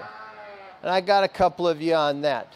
Granted, there's a couple of other little tweaky things that some of you have done in fitting up your lambs, and I give you thumbs up because you did a very good job of that.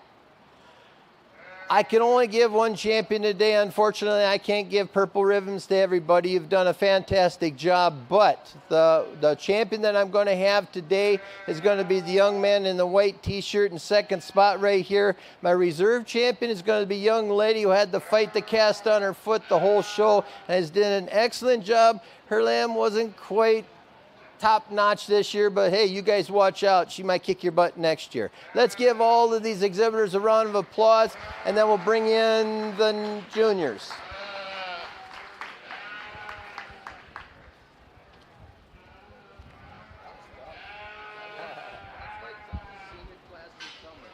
All right, great job. That was a great compliment to all of you. Sounds like a very, very good and tough senior showmanship class there. But Tyler gets bragging rights for the Tungland family. So not sure maybe what the side bet was there, but hopefully he goes easy on his sister there. But that's Tyler Tungland with our senior sheep showmanship champion, and then Taylor Tungland with the second place. So congratulations, Tyler and Taylor.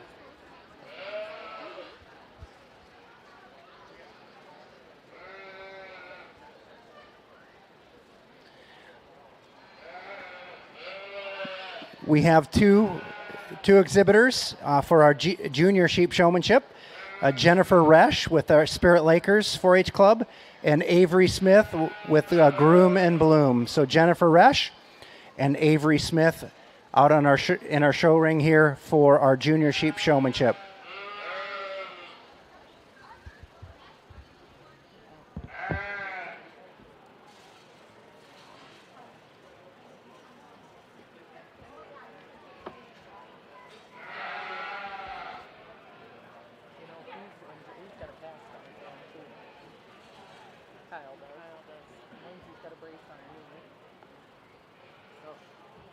Could have been hard for both of them. Yeah.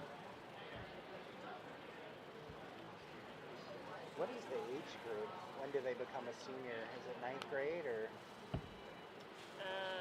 No, it's, I want to say 7th grade. When do they break into seniors? When are they seniors? Showmanship Sorry, say that again. When are they senior 4-Hers? versus juniors. Yeah. 9th and 8th grade. So when they're in high school, then it's considered senior. After Clover kids, I'm going to run back and just make sure. We try to make sure that the kids switching from sheep to goat had enough of a break to drink some water and before they start pulling their other side. So hopefully Clover kids will be long enough, but if it's not, I just want to make sure that they're good before it's certainly good. So yeah, they're You great. were visiting, you didn't hear the judge say that was the hardest working class of senior showmen he's had in all of the fairs he's judged this year already. I I'm really up. I was wanting to turn back around when they started, but I didn't hear it. We were working out some swine committee stuff before show breaks. I don't doubt that from who we had in there. They're such good kids. They are. Really lucky to have such a fun group of them this year.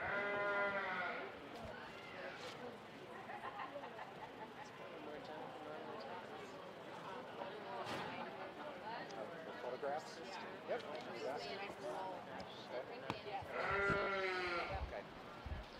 All right, one last reminder for our class champions and photographs. So please bring your banner with you, but if you were a class champion in any one of our sheep classes, immediately after the sheep show here, please bring your sheep and your banner to the outdoor backdrop, which is just north of the indoor arena here. And again, that's immediately after the sheep show. So bring your banner and your sheep, and we'll get some photographs for you. So.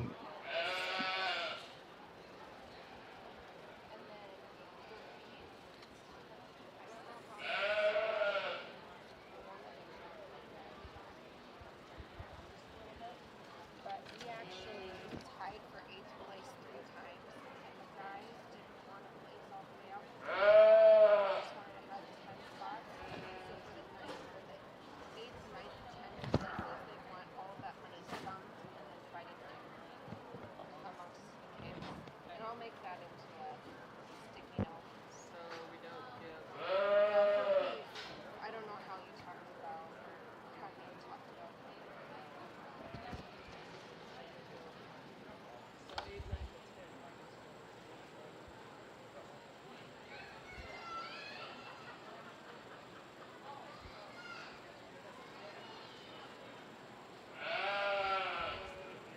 Yeah, it'll be after the fact, but I wanted to make sure that I So said should I something. change this to 8 2?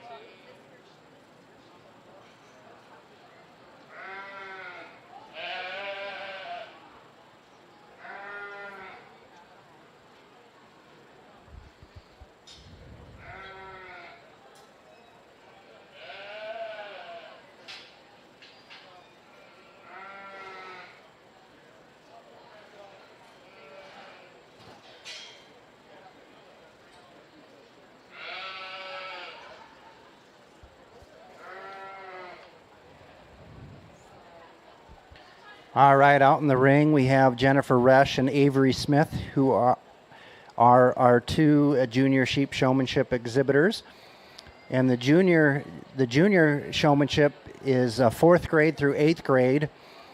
And our senior showmanship, those kids were 9th grade on up. So that's the break between the junior and the senior classes.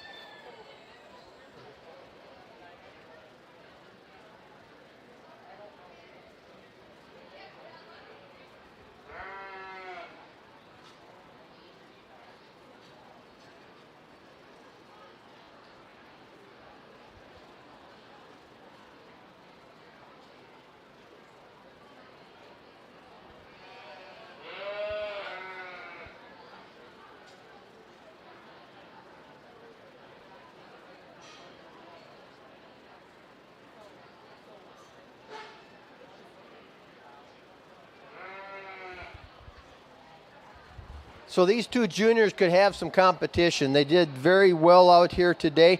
They answered a couple of questions. And yes, I said in the seniors that I'm not too much into the knowledge, but my questions were leading questions as to, okay, what do you like about your lamb? What would you change about your lamb? And if you like that particular item or didn't like something about the lamb, did you show the lamb any different to try to promote that good point or maybe cover up that point that you would like to change? Both exhibitors did a very good job of that. I talked about a couple of management, get the lamb ready for the show ring. Take your time as you're moving around. Both juniors did a very good job with this. Young lady on my right, your left, is going to be champion here today. Young lady in front of me is going to be a reserve champion. Let's give our juniors a round of applause as they exit. We bring in our next class.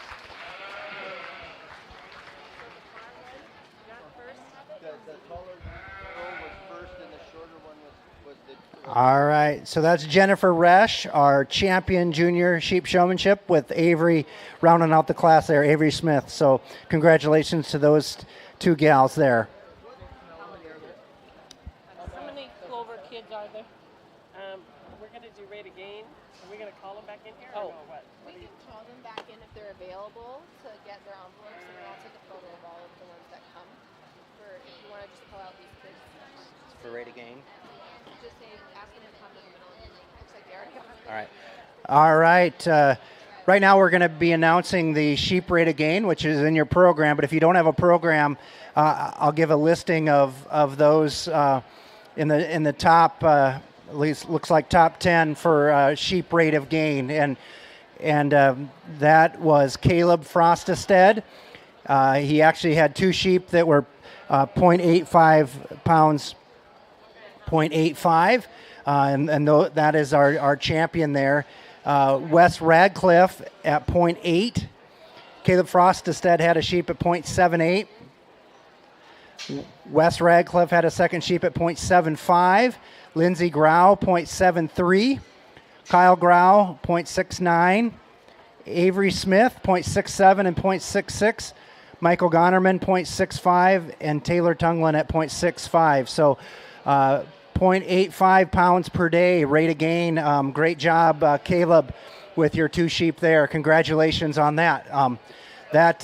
Obviously, our sheep show, the appearance of our sheep is great, but for those raising sheep for meat, you want to have a good rate of gain as well. So very important within livestock production is your rate of gain. So again, that's Caleb Frostestead with our first two places there, 0.85 pounds per day with his sheep. Let's give Caleb a hand and the rest of the 10 here a round of applause.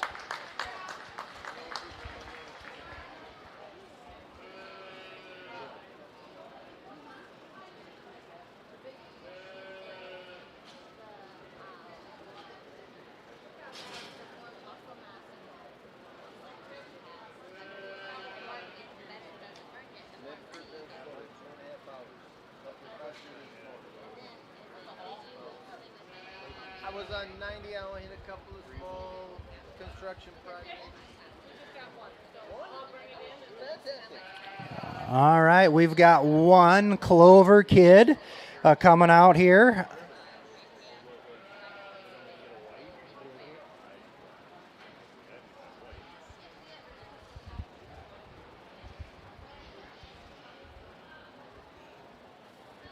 Moms, dads, parents, and everybody else, this is the best class of the show.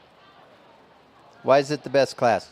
I don't know, Wrong. You're supposed to say because you're in it. because I'm in it. Yes, right. Good answer. So, what's your name? Austin, Austin. Austin, what'd you bring for a project today? a sheep. That's good, because if it was a goat, we'd be in the wrong class, right? Yes. Yeah. So what did you like about this particular animal you brought to the fair? I like how it sits and walks. Okay. And so how did you pick this one? Do you have more at home? I don't own them. My grandpa does, but I got to pick two out. Oh, good. So does Grandpa have more lambs at home? Yes, So why did you pick this one instead of the other ones that stayed at Grandpa's? because this one looks mature. Okay. So what are you hoping to do with your lamb after the Dickinson County Fair? Probably bring it back to my grandpa's. Okay. So what was the hardest thing to do? Does this lamb have a name? Buds. Bugs? Okay, so what did you have to do to get this lamb ready for the fair? I had to walk him and feed him and get ready to walk him.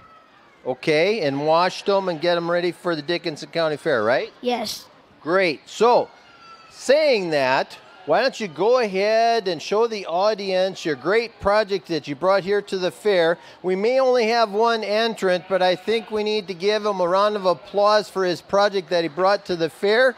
Sounds like he's knowledgeable how he took care of the project and where he's going to go afterwards.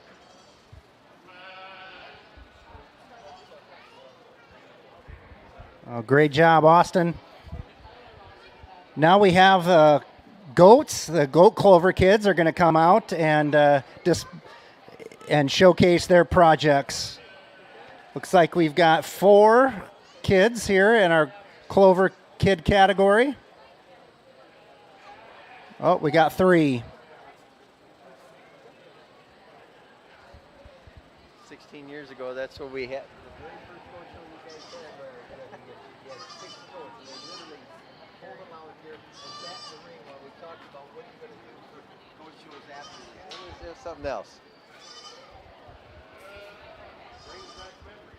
Yeah, it does. Like I was telling the desk crew here, I don't know how many years ago, 16 or something like that, years ago, I was the first judge for the goat show here at Dickinson County Fair, and I think we had 5 or 6 exhibitors, and a couple of them just picked up their goats and brought them to the middle of the ring and sat down because they didn't know how to show goats, and so we had a workshop besides the show of, okay, do this, here's what to do next year, and so on. And I can tell that the goat show has grown quite a bit since that time. So we'll get into our Clover buds, and we'll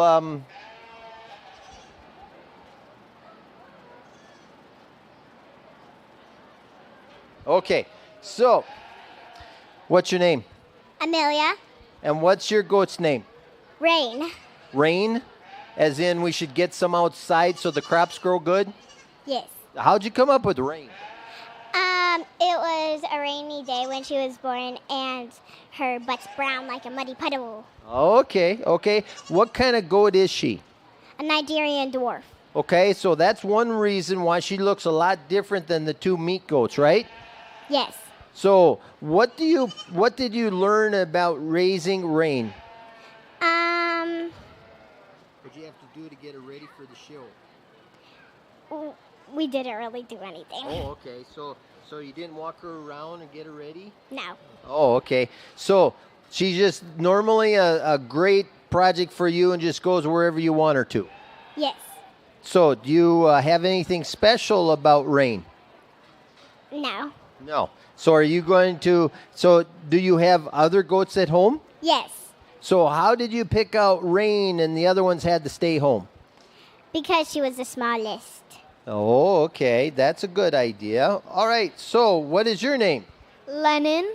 Lennon? Mm-hmm. So what is the name of your goat? Michaela. Michaela. Okay. So how did you, do you have more goats at home? Yeah. So how did you pick out Michaela to come to the fair and the rest of them had to stay home? We bought her, and we bought 2. So this was mine, and my brother has a goat too. Okay, okay. So this one gets to be yours. So what do you plan to do after the Dickinson County Fair with Michaela? Breed her. Okay, so that you can maybe bring her babies back next year for the county fair. Yeah. Okay, good. Anything special about Michaela? Anything that you had to do to get her ready for the fair? No. Okay, okay, good. And what's your name? Riley. Riley. So what's the name of your goat, Riley? Checker. Checker? Okay, so how did you pick, do you have more goats at home? No. Okay, so not yours, but you have some friends or Yeah. others? Yeah. Someone else's. Okay. Okay, so what do you have to do special with Checkers to get them ready for the fair? Walk him. Walk them? Any special feed you had to give them? No. I didn't feed him. Okay, so do you walk them a lot? No, this is my first time walking him. Okay, okay. So what do you like about Checkers? He walks really good. Walks really good. Well, with that in mind, we're going to have the 3 goats parade around and show us off the Clover goat exhibitors. So, yep, go right ahead.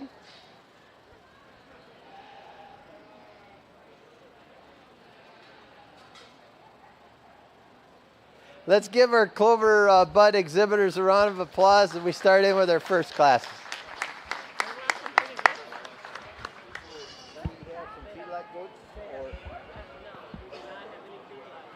Okay.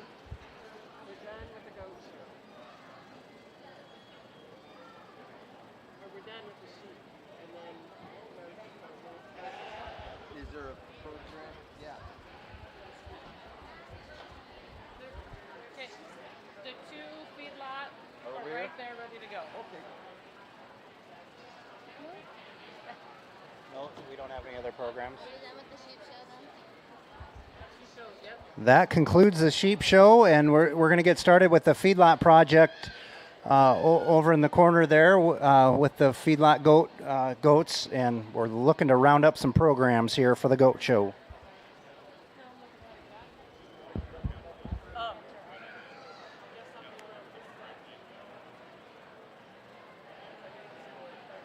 Sometimes they put them on the shelf back there.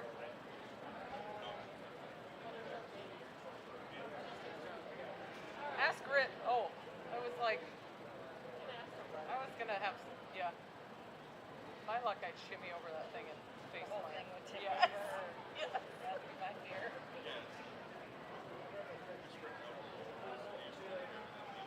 How are you?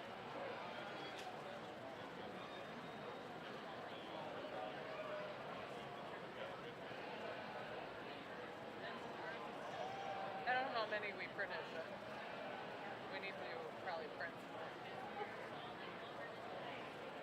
Oh, he's got some. He's picking them up. Yay, he's bringing us some. Good.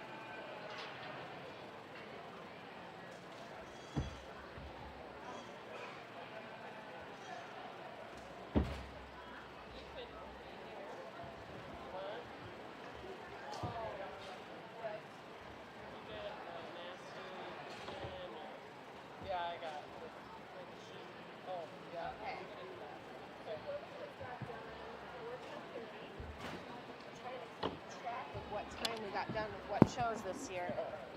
So, sheep got done at what time? 10:20 maybe. Okay, and then Clover Kids only took 10:30, and then we'll do goat start time.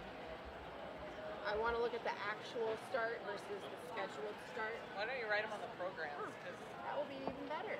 Those will Amy, know where I love they are. how you think. Most of the time we'll know where they Most of the are. smart ideas that come out of this office, Kate, are connected to not me. Not me.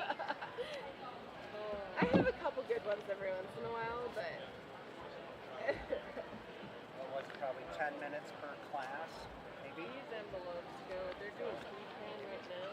And look at the number of classes. Because every year is going to be different entries. So. Which is rough, but if I could see how many are in the class. So We didn't get started until it was probably this year. That's good to note. I'm trying to get more efficient with time. What was your name again? Madeline. Madeline. Brad. Yep, I started in 2020, but last year at the Goat Show, I don't even think I was very present because I was putting out a couple other fires. Metaphorical fires. This is my favorite show because I did get to show goats when I was in 4-H. So. yeah. Where are you from? I'm from Boone County. Yep. And it's a little different up here compared to down there. I noticed. Take a picture for them judging the feeder pens. Oh, that's And then we do have this first and second feedlot. I'll have Claire grab those. I can do it if she's not. Okay. So What's Madeline's job? she's the county youth coordinator, so she's in charge of all of these. She takes care of all the 4-H throughout the year. Take over from Hannah. Yeah. So Hannah's here, but they split that up. So Hannah does the Yeah, I saw Hannah here. I can't enter these because All right, if you're just joining us, we're getting started here with the goat portion of the show, and we've got the two feedlot projects being judged right now. Summer, how do you say that? Summer Hugaterp with the Silver Lakers, and Justin Reese. Again, Summer Hugaterp and Justin Reese are the two 4-H'ers, both with the Silver Laker 4-H club. Those two have our feedlot goat projects this year.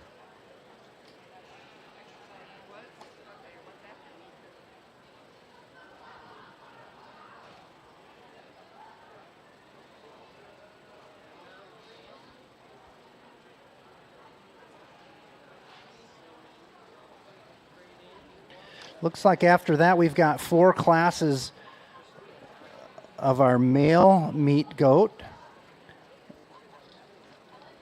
followed by a class in our female meat goat, and then a couple classes of our breeding meat goats. So,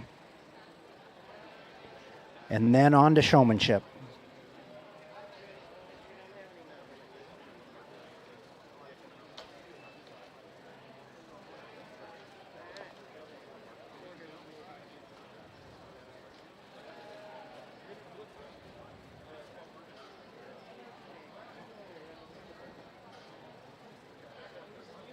yeah, you can sit there and do that. I'll do your job that you had.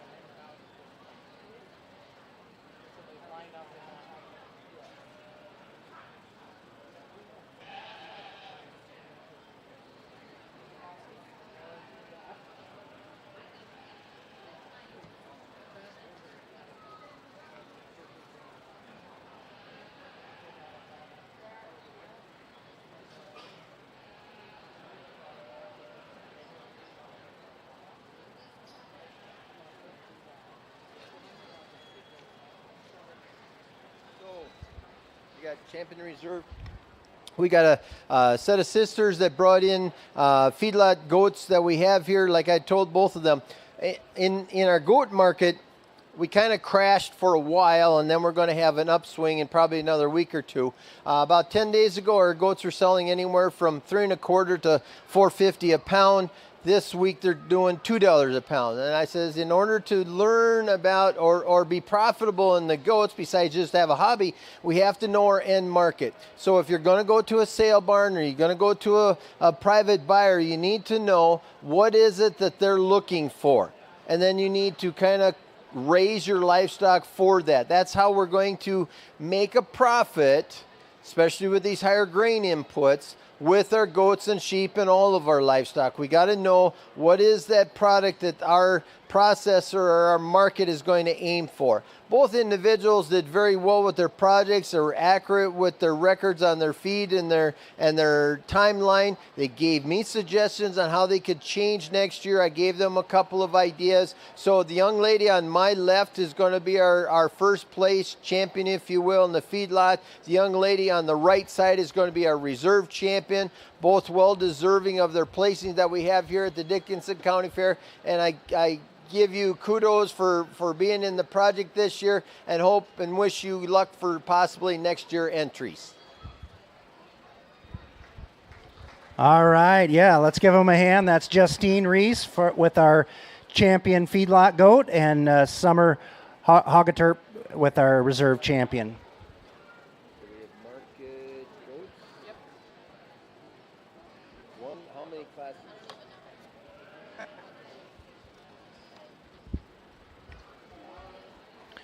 There's 4 male and then 1 female. Okay. Oh wait. Yep. No, I think you're right.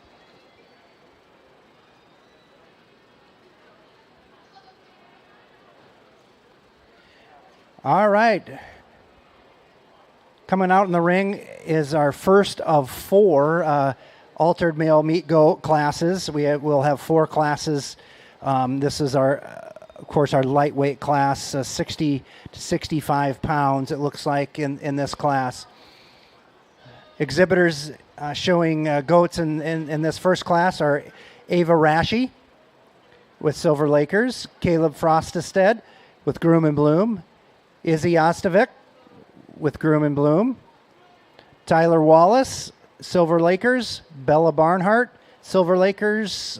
Bella has 2 goats in this class. So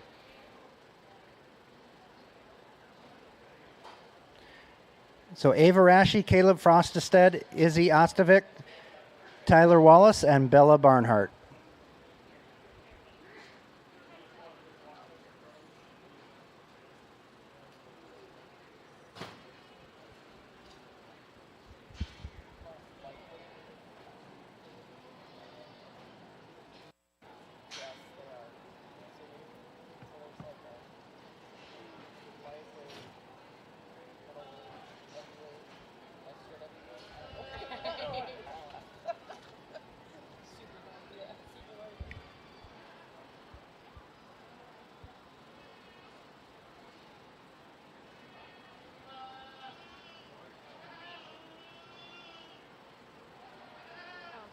I left both of my phones on the corner of the table.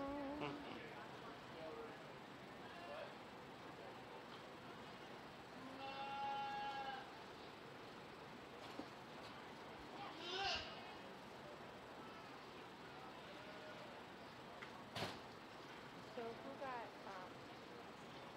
can I see your results for sheep showmanship? Who has a total?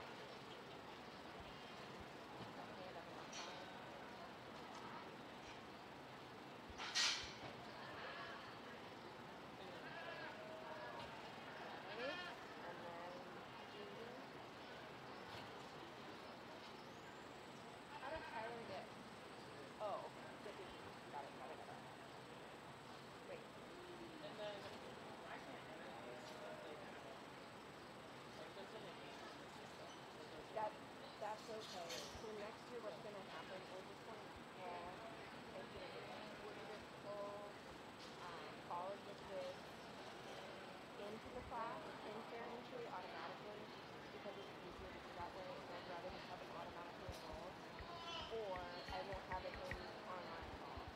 One of the two. So it's whichever is easier to do. And then it'll stay an automatic class that they're enrolled in. No matter what, because we can go. That's okay. I mean, as long as I got that. No, I know, but so for results and stuff, it'll all have to be Yep.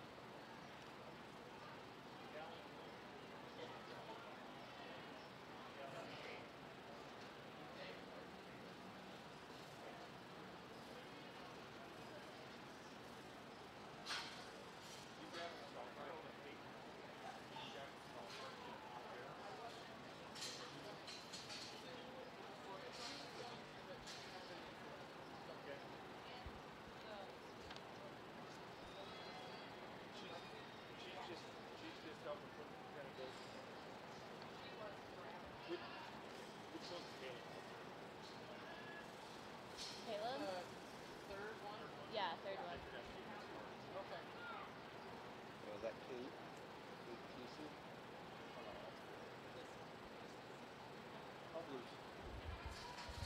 Okay, one thing I wanna mention, because I heard somebody saying it in between classes, and that's their opinion.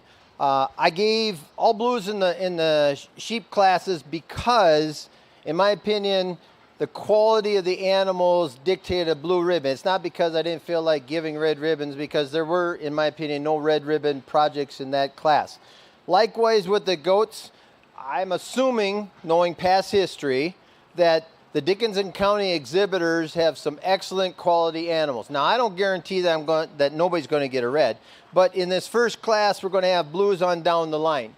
The young lady on this end down here has got an exceptional, stylish individual with a lot of muscle over that top, down through that rack into that hind saddle. I really admire how clean this individual is. We're right at that, in my opinion, we're right at that weight that hits a lot of our market individuals at this time. Like I was telling our feedlot individuals, bigger is not necessarily better in the goats. You got to know what your market is going to be, and up in my area around south of the city, Zambroda area, it fluctuates all over the place. But right now our hot market is in that 60, 70 pound goat range. Also the dairies are a hot ticket. They just like color, so you guys get pluses right there. My second place individual, if you look at him, appears to have maybe just a little bit stronger hind saddle, a little bit more muscling in that leg, but you get in handling on this individual just a little bit softer across the top, and maybe not quite the length of loin, but a lot of width of loin in that individual. My third place individual is kind of my plain Jane, although it's a plain Jake, I guess. It's not Jane because it's a guy. Well, anyway, a lot of muscling in this individual, an individual that just maybe not quite as smooth across the top, but carries through a lot of muscling down into that leg. Like to maybe give him a little bit more length in the loin. We've got a good doing goat in our fourth place here, a lot of depth of body, but we also need to maybe stretch him out a little bit pinched compared to the three goats above this individual today, but well deserving of blue. We get into two dairy individuals that we have here, and you're like, oh, how'd they compete with them? Well, you don't have an individual class. This is where they compete. They can compete in the market class. Both of these dairy individuals, in my opinion, are very good proportion, very good muscling. The thing about dairies, which gets to be an advantage for some of our exhibitors, we tend to be able to buy them, if we're not raising them ourselves, buy them cheaper even though the inputs are the same. And towards that end market, we have a lot of consumers who are looking towards this color instead of the tradition that we have on the boards. I think very good projects for the exhibitors today, well deserving a blue ribbon. Let's give the first class a round of applause. We move on.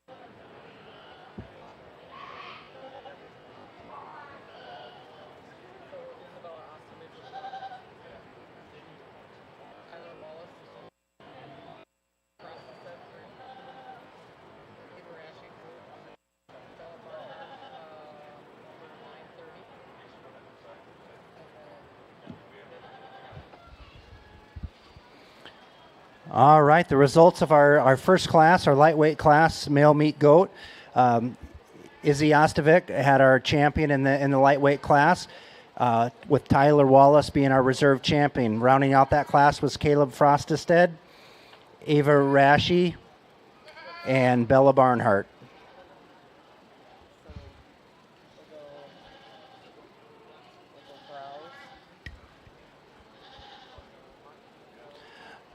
Our first of two middleweight classes, 70 to 75 pounds, are out in the show ring at this point. Those exhibitors are Izzy Ostovic, Tyler Tungland, Eli Umscheid, Bowden Barnhart. Bowden has two goats in this class. Tyler Tungland as a second goat as well.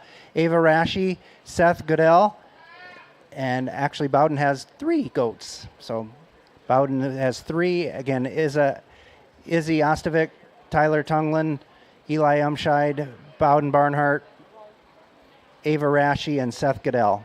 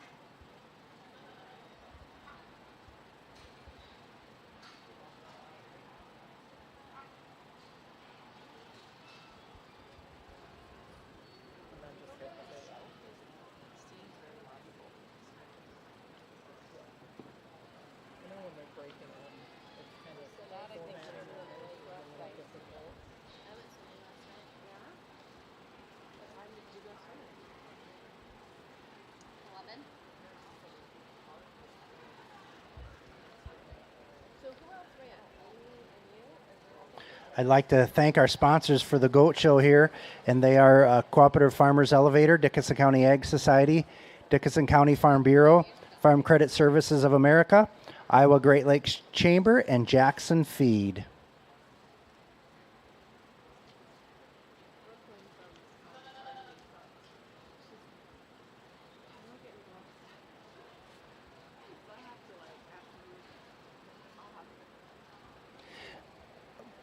Other activities going on today, the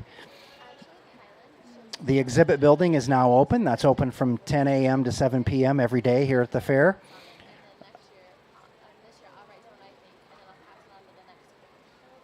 At 5 o'clock, the pork producers start serving up their dinner tonight. That's from 5 to 7. And immediately after the pork producers' dinner, the pie auction and the bucket of junk auction starts at 7 p.m. If you haven't been to that, please come out and help support our local 4-H clubs by joining us in that pie auction. You'll get a chance to bid for many pies and several buckets of junk, and all the proceeds of those auctions go right back to the 4-H clubs and the 4-H council. So again, 100% of those proceeds go back to the 4-H clubs and the county council. So that's a great fundraiser for our local clubs. That's at 7 o'clock tonight. Tuesday, the Beef Buddy show starts at 8. Following at 8:30 is the beef show. From 5 to 7 tomorrow night, the beef producers have their dinner. And 7 o'clock tomorrow night is the Farm Chore Olympics. And that's in the outdoor arena. If you haven't witnessed the Farm Chore Olympics, that's a great, really fun activity. Basically, instead of Olympic events, there are farm chore events, and it's a fun activity to witness and to be a participant in. So I believe you can join into a group, form your own group, and sign up for those Farm Chore Olympics. Wednesday is the Swine Show at 8 a.m. From 2 to 4 is the overall showmanship. From 1 to 2 is the pedal tractor pull. And 4:30 is the fashion and communication showcase. The Fair Awards program is at 5:30 Wednesday afternoon. On Thursday, the pancake breakfast starts at 6:30, and that goes until 8. 8 o'clock is when the livestock sale starts.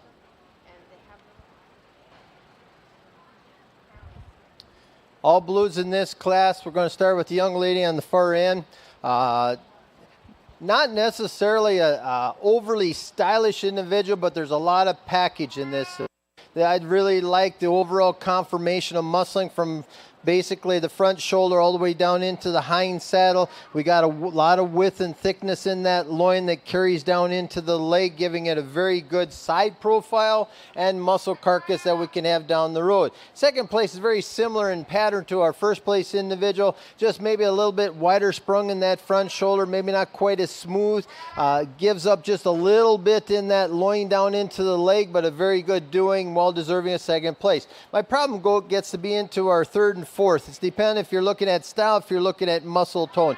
I like the muscling in our third place individual, maybe just a little bit, not quite as level topped as we have in the individuals, maybe not quite the depth of body, but carrying through a lot of muscle over the top into the leg. Maybe like to widen them out a little bit from behind. Our fourth place individual has that width from behind, not quite as stylish, maybe just carrying just a little bit extra condition in that front shoulder. But as you watch this goat walk away, there's a lot of muscle in that hind leg. Young man that comes in second spot right here is a very good doing goat that we have. A goat that's also starting to put on a little bit of extra condition up in that front shoulder, gives up just a little bit of length and width of loin compared to the goats above him. Very similar pattern in this individual too. A goat that I'd like to trim up the middle a little bit more and give a little bit more width and length of muscling. We admire the muscling in the hind leg that we have, but doesn't quite transform into the loin.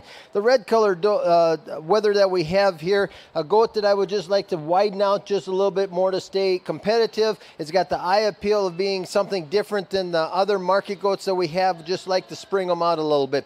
Kind of a plain Jane, a good doing goat that we have right here. I like to make them just a little bit smoother behind the shoulders across the top, give them just a little bit more width of muscle into that loin. And then we've got our individual that rounds out our class here. If you look at this goat from the side profile, a lot of depth of body that we have here, but you'd like to give them just a little bit more spring from front to rear and widen them out as they're walking away.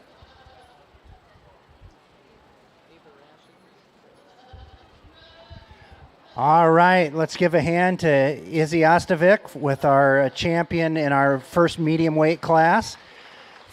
Rounding out that class, Tyler Tunglin, reserve, and he had reserve and the third place goat there. Fourth place, Seth Goodell's goat, and rounding out the class, Eli Umscheid, Ava Rashi, Bowden Barnhart with his three goats. All right, so this is our second medium weight male meat goat class. Exhibitors in this class are Kendall Niemeyer, Bella Barnhart, Summer Hugatorp, Izzy Ostovic, Amy Martin, and Seth Goodell.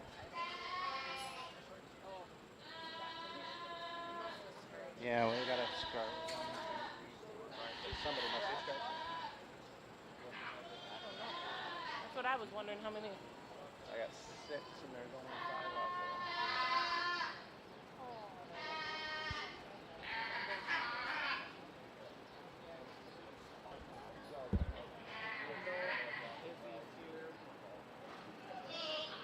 Oh, look, there's 6.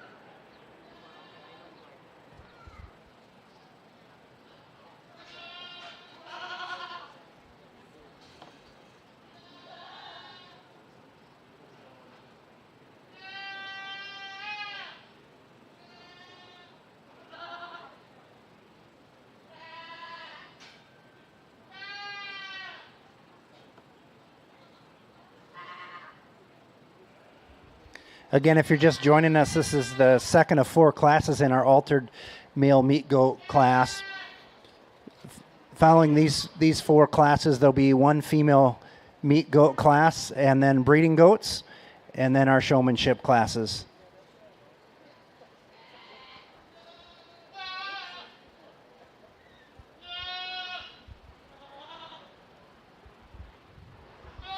In this market class, we've got in my opinion, an easy class start.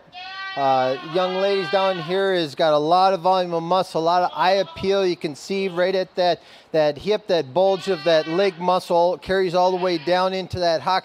Extremely lean, extremely well-muscled individual, a compliment to Exhibitor. Very close pattern individual that we have in second. I give the advantage of maybe a little more length of body that we have here. A lot of muscling across that top. Maybe just not quite the bulge that we have in our first place, but very well deserving a second. We get into this colored goat here that I flipped just before they did the circuit. Is a lot of muscle in this red here.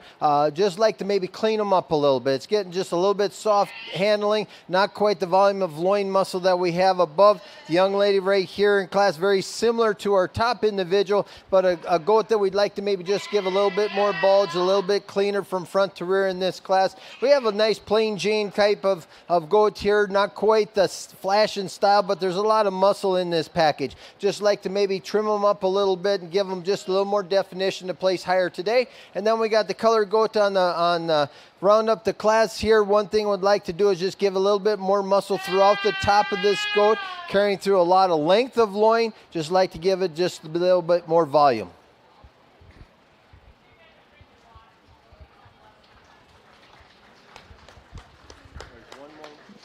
All right, that's our second of 4 male meat goat classes, and that was Izzy Ostovic with our champion in that second middleweight class, and Amy Martin with reserve champion in that class. Rounding out the class was Seth Goodell, Kendall Niemeyer, Summer Hugaturp, and Bella Barnhart.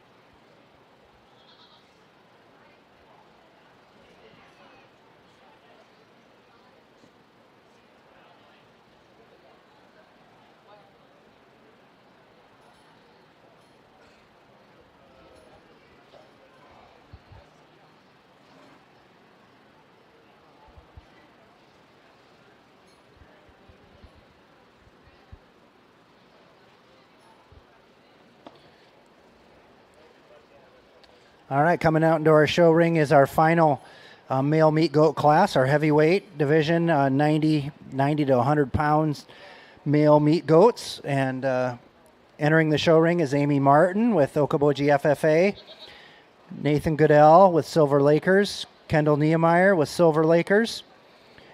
Nathan has the second goat, Cora Niemeyer with Silver Lakers, Seth Goodell, Nathan with the third goat, and Justine Reese.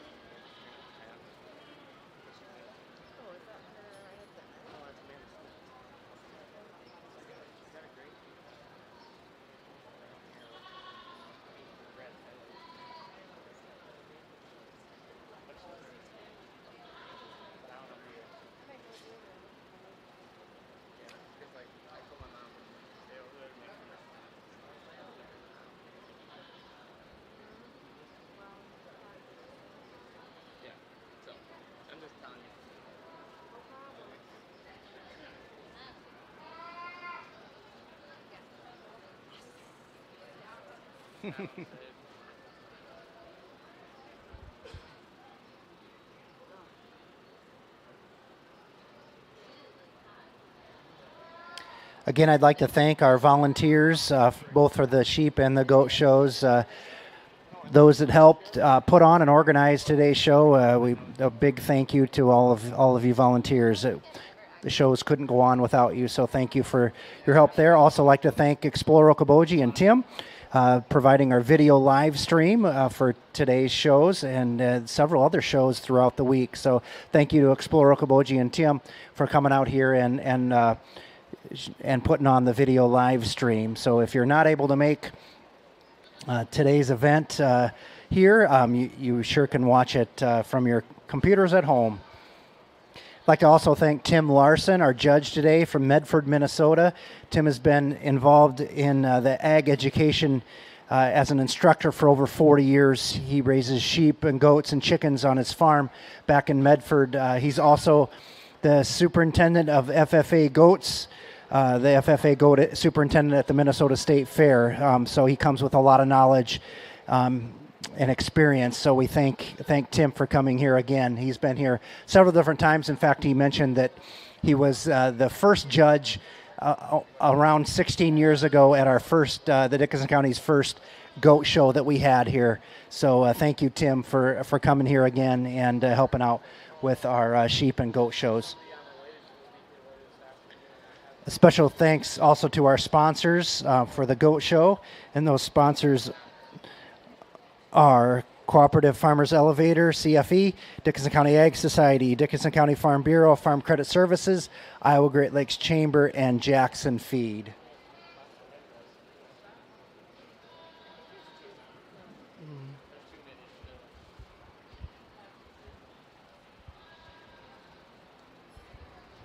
Just like in the lamb show, we have show goats and we have production goats, and this is a prime example, especially when we get to that heavier weight, where some of our goats are tending to put on just a little bit more condition.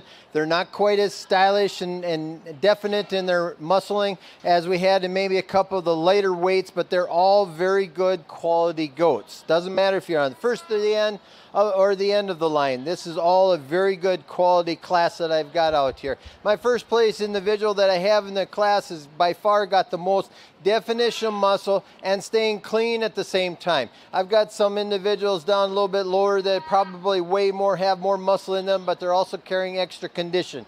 This one stays relatively clean throughout. You can see that shoulder blade move as he's walking out there, and a lot of muscling down into that hind saddle. Very similar pattern goat that we have here in second place. A goat that I would like to maybe trim off a little bit of the middle, give it a little more definition through that hind saddle. My third place individual, a very good doing goat.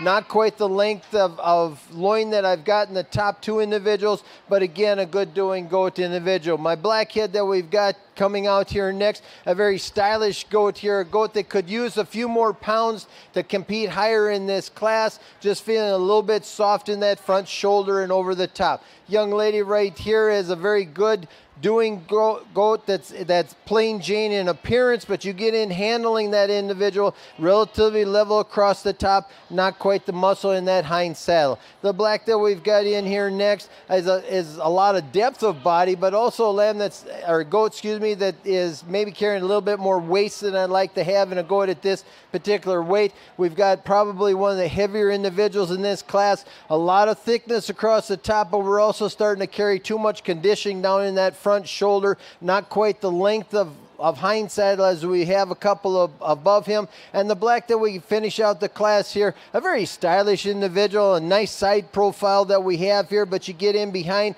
not quite the width and spring that we've got some of the goats that top out the class here today.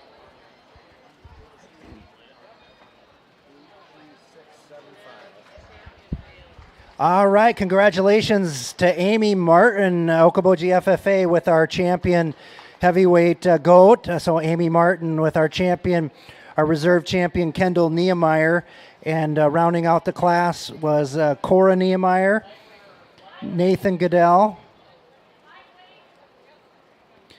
Justine Reese, Seth Goodell, and Nathan Goodell with his last two goats.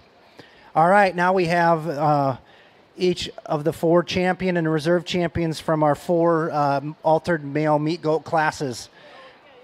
And we will crown an overall male meat goat champion, and then we'll move on to the female meat goat.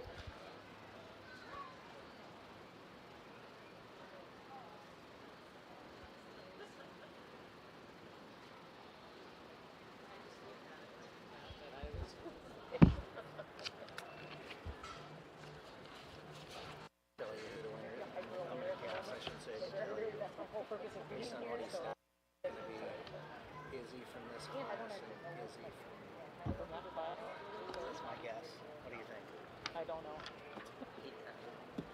Wasn't impressed with the heavyweights. Didn't seem like it. Yeah. Maybe that is enough to do. Could be. The water in that blue. Yeah.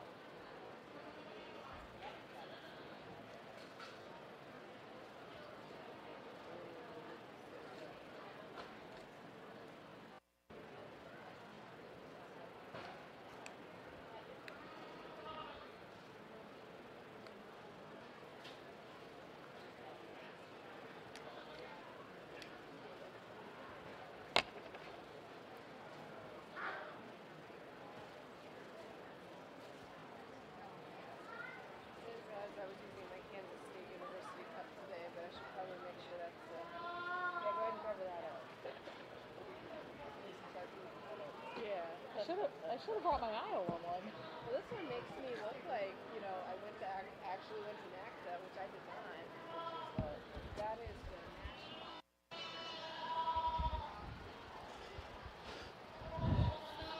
Really like the quality that we have in these first, second place individuals that we have out here today. The one thing that adds to their quality is the great showmanship that the exhibitors have been doing with their goats out here. They've been showing them to the best abilities that they can. My first place individual out of the third class is going to be my champion market individual. Overall, that goat just caught my eye as it came in, and I've just been remembering ever since that one. Also, one that caught my eye was the first place is the lightweight. You're going to be my reserve champion today. Very uniform conformation. Really like that goat. A lot of potential for that goat later shows or right now to end today at Dickinson County. Let's give all these exhibitors a round of applause on their first and seconds, and we'll bring in the market dose.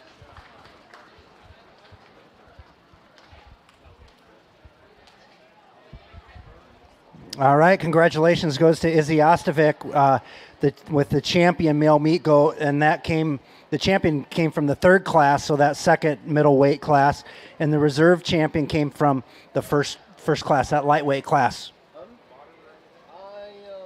Yeah, I could use the water. That'd be great. Okay, good, Judge. Great, thank you. So did I pick the same family? Not that it matters. Same girl, yeah. Well, way it goes.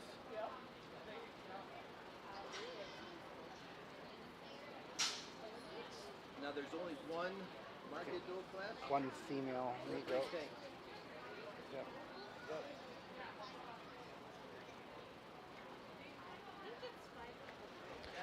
All right, next out in the ring will be our female meat goat class, just one class. On the female side of things, coming out into the ring is Eli Umscheid with Milford Pioneers, Ava Rashi with the Silver Lakers, Cora Niemeyer with the Silver Lakers, Kendall Niemeyer, Silver Lakers, Caleb Frostestead, Groom and Bloom, and Amy Martin with Okoboji FFA.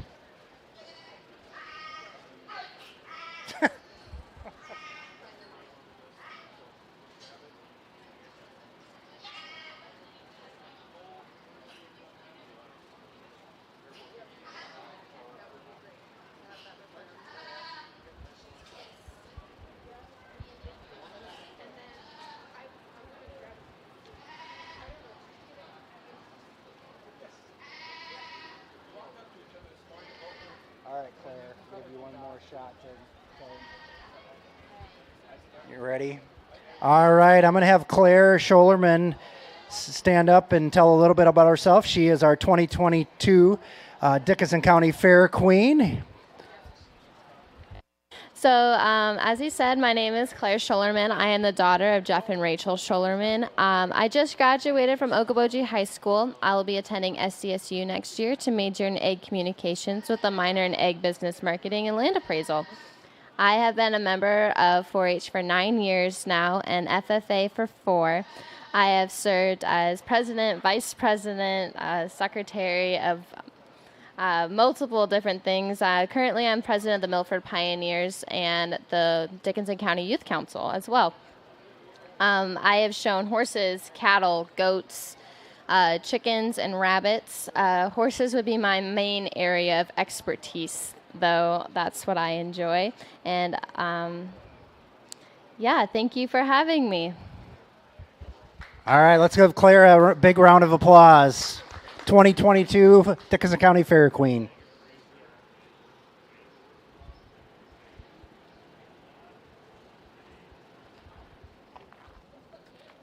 Excited to head this up to the stage? I am. There's quite a few Milford kids there. Hi. How are you? Good.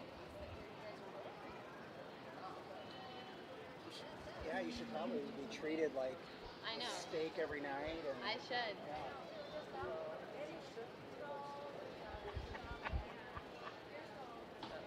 You owe me food.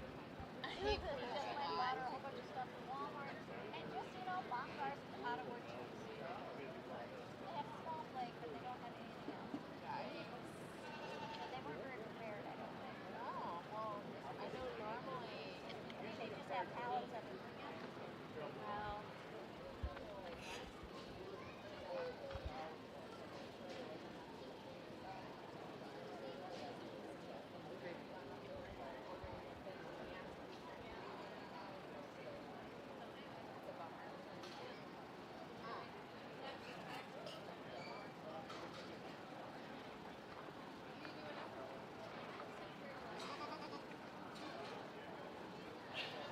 who's your class leader? Who's Dave and Karen so far?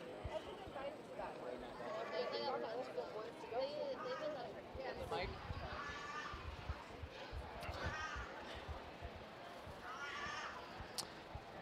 Depending on your point of view, you could start with any one of these three individuals and on this class here based on size, style, volume. I like to go with what I would consider is maybe kind of the happy medium, is that I've got a lot of style and I got a lot of volume in this individual, staying correct across the top and down into that leg and hind saddle, staying relatively clean, not overly deep chested individual, but staying uniform throughout. My second place individual is by far probably my most muscle bound individual, but is not the longest bodied individual. Maybe just a tad bit short in that loin, but a lot of width and expression in there. Give him compliments there. My size and scale comes into my third place individual, an individual though that maybe lacks just a little bit of muscling across that top, down in behind into the hind saddle. You look at that one as it walks away, just a little pinch from behind, like to widen them out. My next three goats here, I would just like to put in a little bit more muscle definition. They're a little bit green at this particular point. They could maybe have a little bit more conditioning of muscling across their top and into their leg. All three of them are very similar pattern individuals. They just vary a little bit in their loin and hind saddle, placing them in the order that they are here today. Let's give all these market goat exhibitors a round of applause. We go with our champions.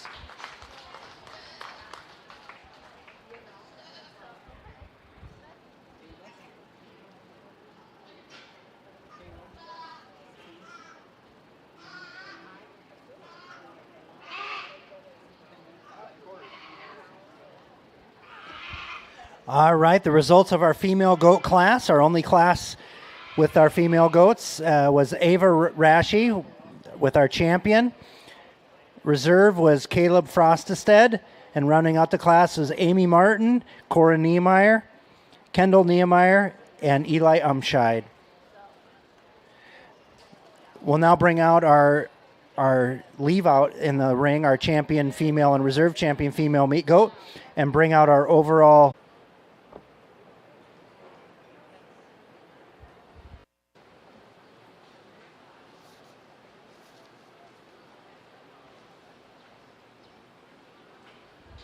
If you're just joining us, we are in our final two goat classes, female breeding, junior and senior breeding goats.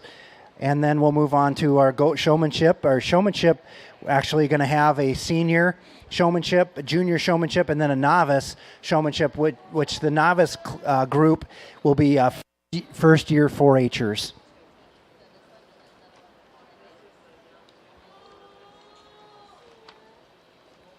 Again, I'd like to thank our sponsors for the Goat Show, and those are Cooperative Farmers Elevator, Dickinson County Ag Society, Dickinson County Farm Bureau, Farm Credit Services, Iowa Great Lakes Chamber, and Jackson Feed.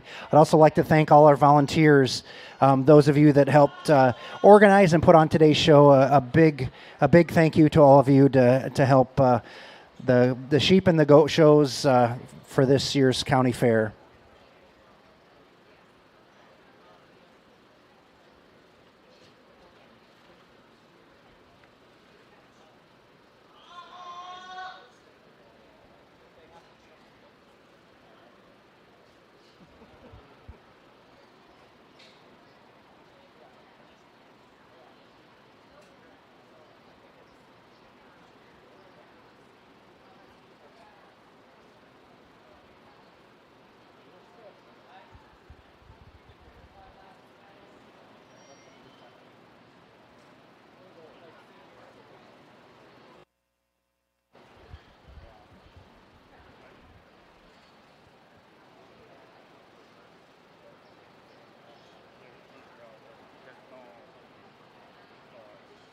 Which class are we on right now? The junior female breeding meat goat. Oh, and then we're moving on to that. Senior. Yep. Okay.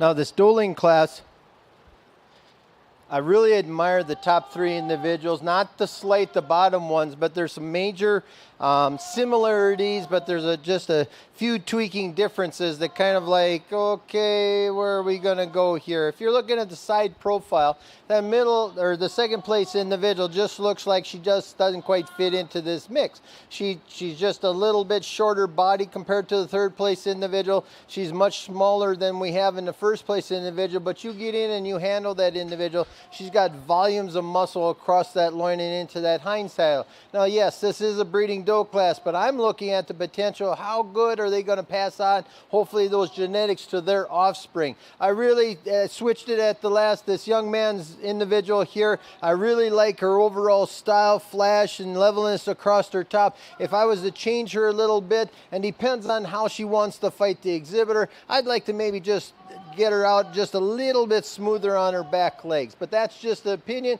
and that's just a glancing goal, because she's not as cooperative as she should be here for the exhibitor, but she's got a lot of quality. Second place individual, you got to compliment her. She by far has got the most muscle volume of any goat that we have in this class here today, but she's also a little bit shorter body. I'd like to stretch her out, make it a little bit longer, give her a little more length in that loin. But if she had probably another inch or so in that loin hind saddle, she'd be really tough to beat. Our third place individual has that little bit more length of body, but not quite the muscle definition, not quite the flash and style that we've got in our top 2 individuals, but a lot of good quality in that third place individual. Our first dapple that we have here, I really like the overall conformation body size that we have in this goat. She's got large size of volume and scale that we should need for a possible brood doe. She just gives up some muscle quality versus some of the does above her. Next dapple in line, very similar pattern, but just a little bit shorter bodied.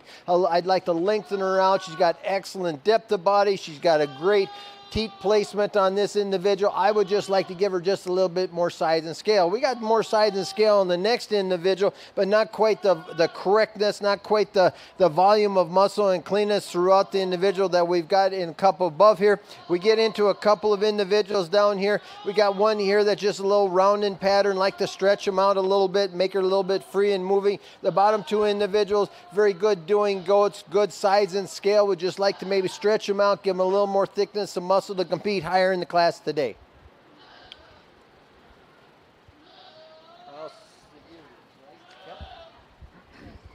All right, that's our junior female breeding meat goat class, and that was Tyler Wallace with our champion goat, followed by Izzy Ostovic, our reserve champion. Rounding out the class was Aubrey Wallace, Mallory Lortz, Tyler Tunglin, Jennifer Resch with her 2 goats, Seth Goodell and Nathan Goodell.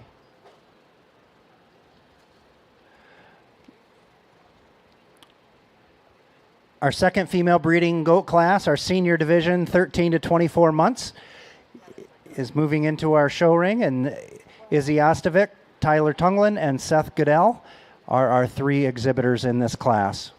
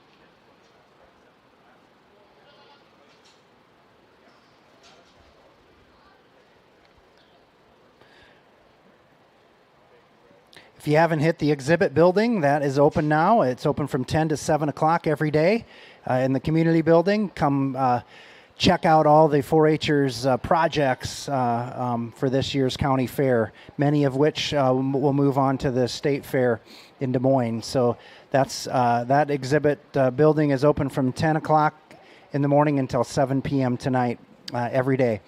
5 to 7 tonight is the pork producers dinner, and following that will be the pie auction and bucket of junk auction. Please come out and support our local 4-Hers at this auction.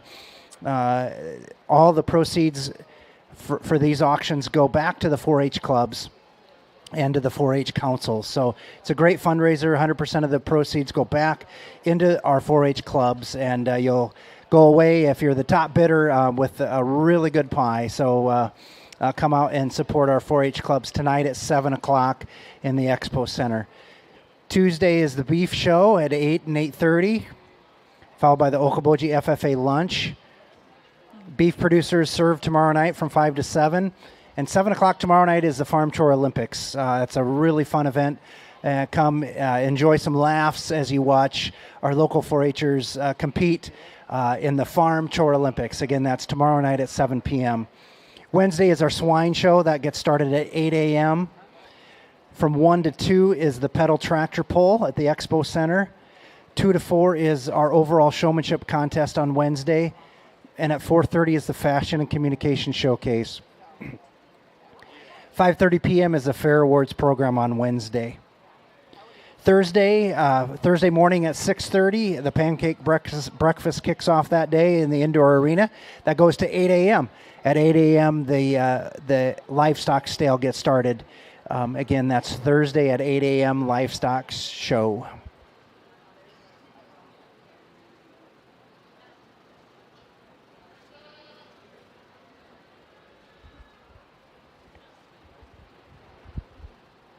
In this yearling class here, I think I have a easy pick top individual, very stylish, very feminine individual, not staying overly off balance. She's very uniform from front to rear, carries her conditioning and her overall style very uniformly from front to rear, very, very competitive for this class. I get into my second and third place. It depends on which way you want to flip your coin of sorts. You got advantages in this second place individual, a little bit more length of body in my opinion as you're handling. You got a little more width of muscling and conformation in the third place individual. You could place this either way and I wouldn't have to argue, but today I had to place them one way or the other. Young man here second, third right here.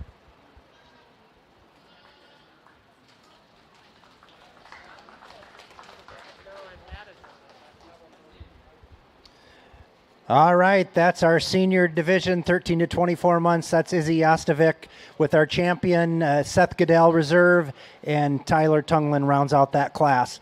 Now we'll bring out, are we going to have an overall? Yeah. All right.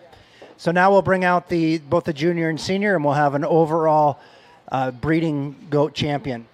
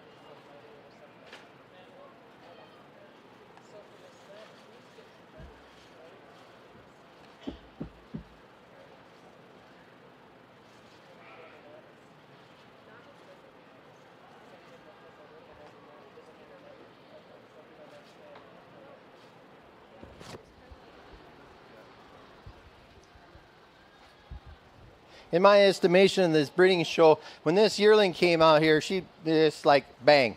It's the razzle dazzle. Here I am, and there's nobody to compete against me. Easy champion today. I really compliment the exhibitor here. Fantastic individual, going to do you a lot of good down the road. I come in on my reserve champion. I got my yearling. I got my first place doling. I'm going to have to go with the doling. A lot of flash and style that we have in there. Well deserving, in my opinion, reserve champion. Not to slate the seconds, but we've got a lot of quality in these top individuals. Nice job. Nice job.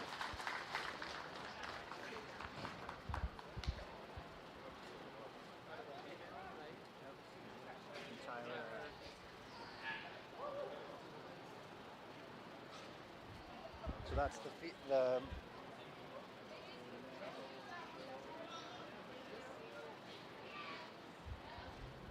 All right, so the overall champion comes from the senior division. That's Izzy Ostovic's goat, and then the reserve was that Tyler Wallace? Yeah. Yep. Tyler Wallace. Tyler Wallace with our reserve.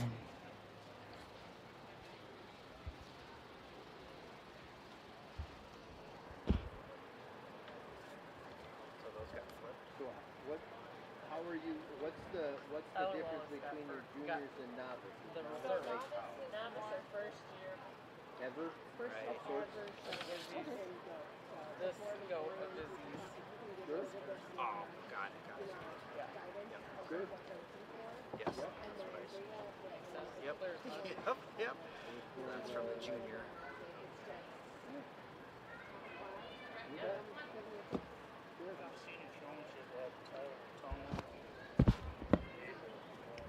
Add Tyler. Who else?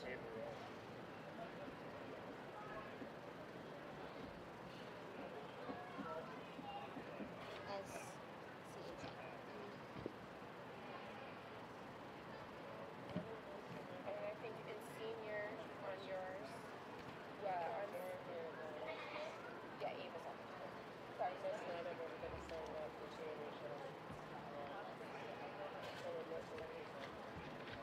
Tyler and Ava.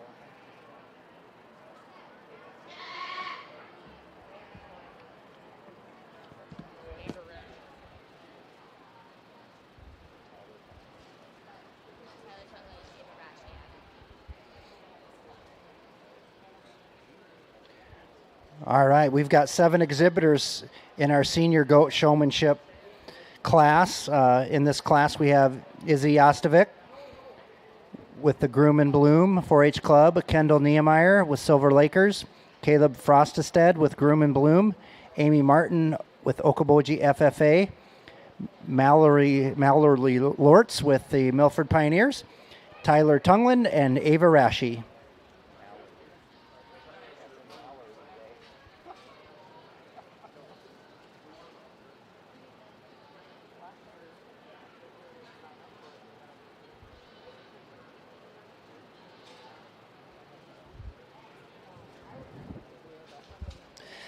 Again, the senior goat showmanship, these exhibitors are freshmen through seniors in high school. The junior goat showmanship will be 4th grade through 8th grade, and the novice will be, those will be any first year 4-Hers that are showing goats. So any time, anybody that's showing for their first year.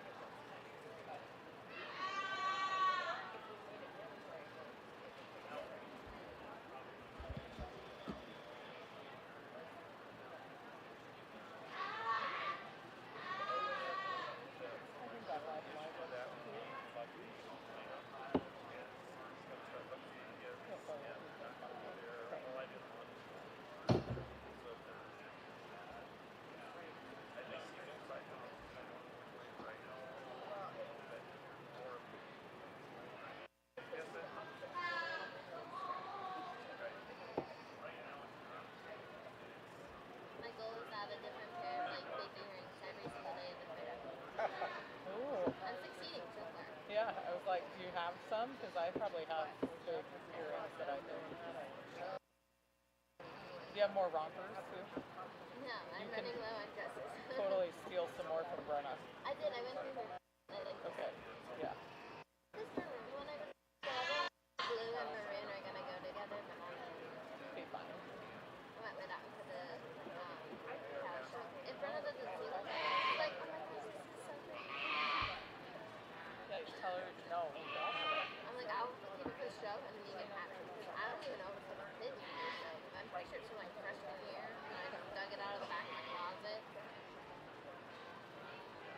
It's getting warm. It is. We're about done.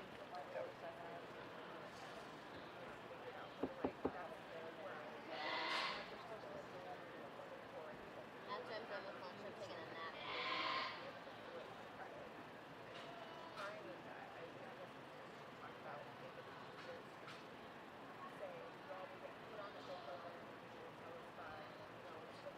So I like that he kind of mixes up and goes with somebody else's.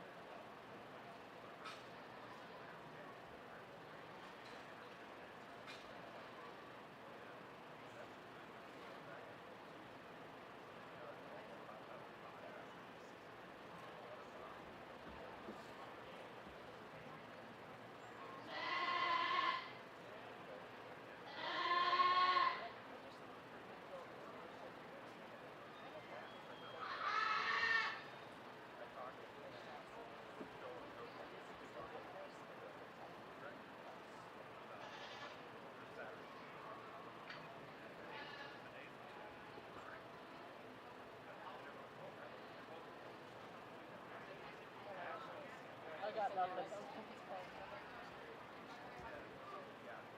Who's your pick here? I have no idea. He really mixes it up. It's hard to know. Yeah. The champion? I like that. Who is that? That's on the end. On that, Kendall Niemeyer.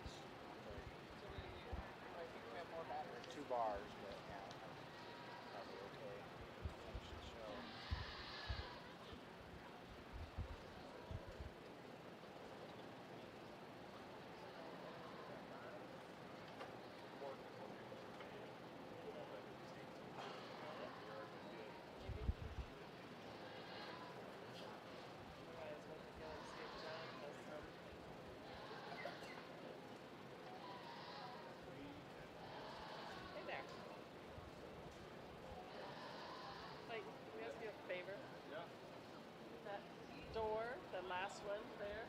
Go in here and all the sound systems there. All on the bottom. We want to see if there's a couple of AA batteries in there.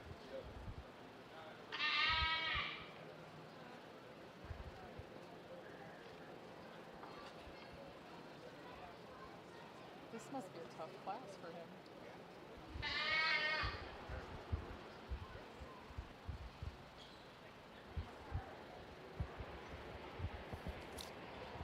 I knew I was going to have quality when I came down here.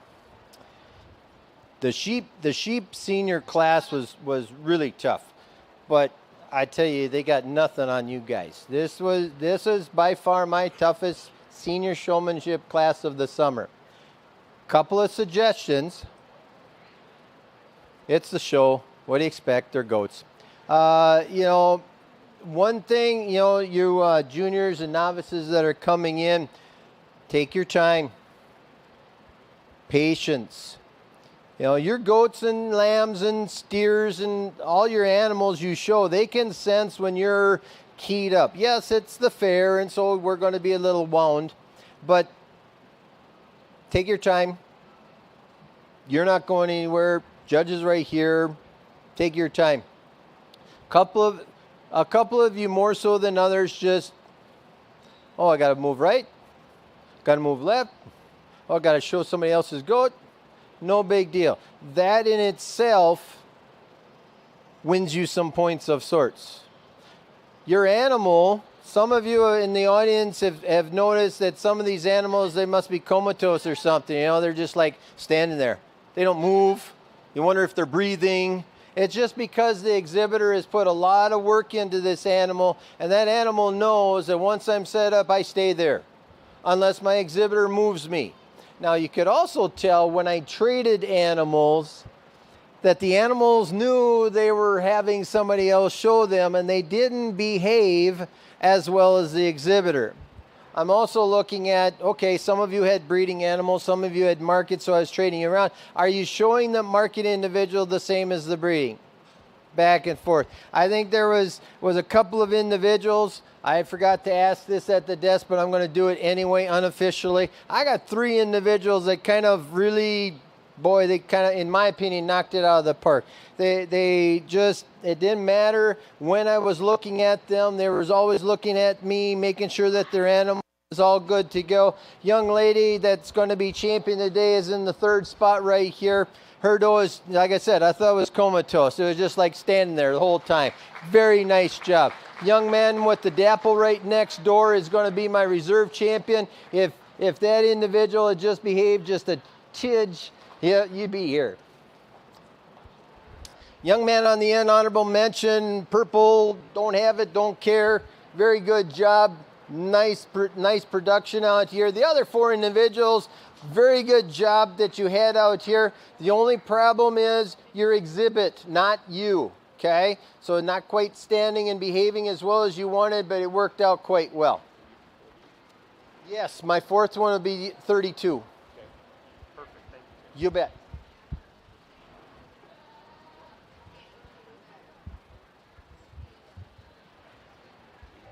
Izzy, Tyler, Caleb, and Ava. All right, that's Izzy Ostovic with our being our senior goat showmanship champion, followed by Tyler Tunglin, Caleb Frostestead, and Ava Rashi. Let's give them all a hand.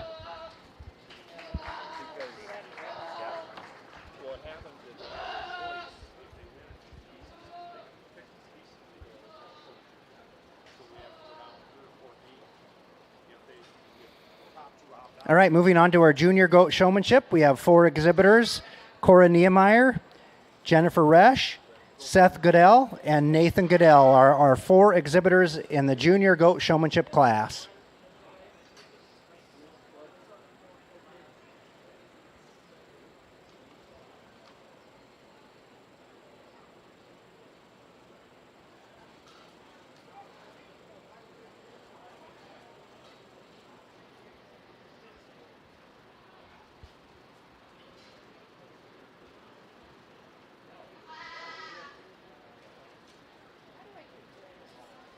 I don't need to set this there.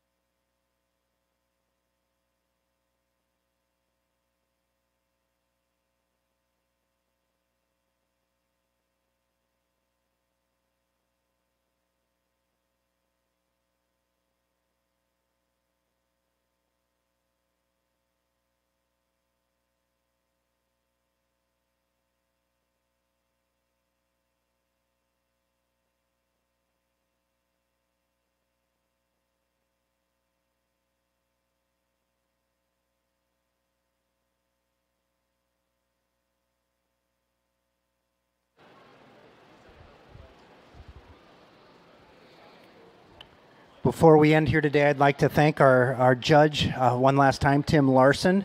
Tim hails from Medford, Minnesota, and has been an ag education instructor for over 40 years. He's raised sheep, goats, and chickens on his farm up in Medford. He's also been involved in FFA and 4-H for many, many years. He is currently the Minnesota FFA Goat Superintendent at the Minnesota State Fair. He has a wife and 5 kids, and so let's give Tim a hand and thank him for coming down to this year's fair.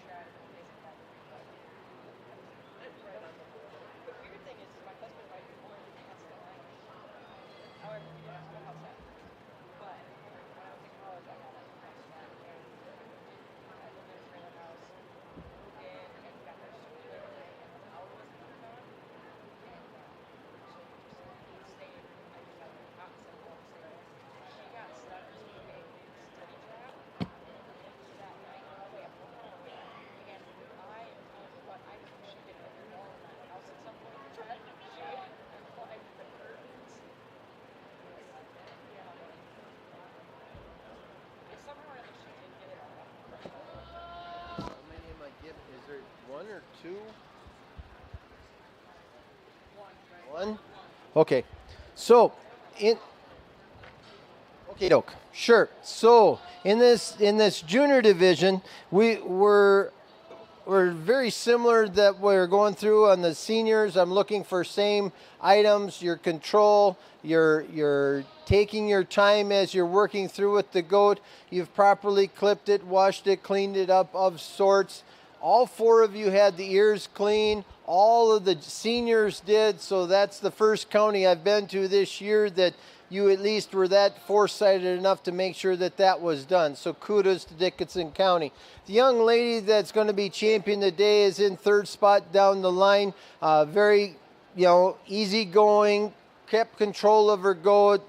Very deserving of champion that we had here. My 2nd place individual would be the young man in 2nd hole that we have. The goat, there was a couple of times just wasn't quite cooperating with you. Did a nice job in overall confirmation. Young lady on this end, again, she was setting it up, and a couple of times I caught her without paying attention to me, but she did a nice job. And the young man on the end, you did a great job, but your project wasn't cooperating. And unfortunately, that's the fair and that's showmanship. You got to have those combinations work out. Thank you. So how many novices? Give me a ring or 3. It's like 16 years ago. We don't have a big banner, but they'll get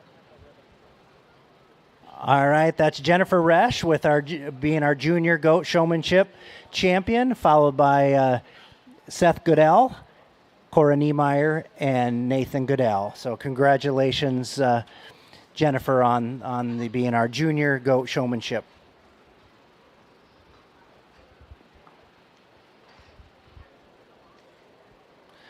Our last showmanship class is our novice class, and these are all first-year goat exhibitors. So this is their first year showing goats, and hence the novice goat showmanship class.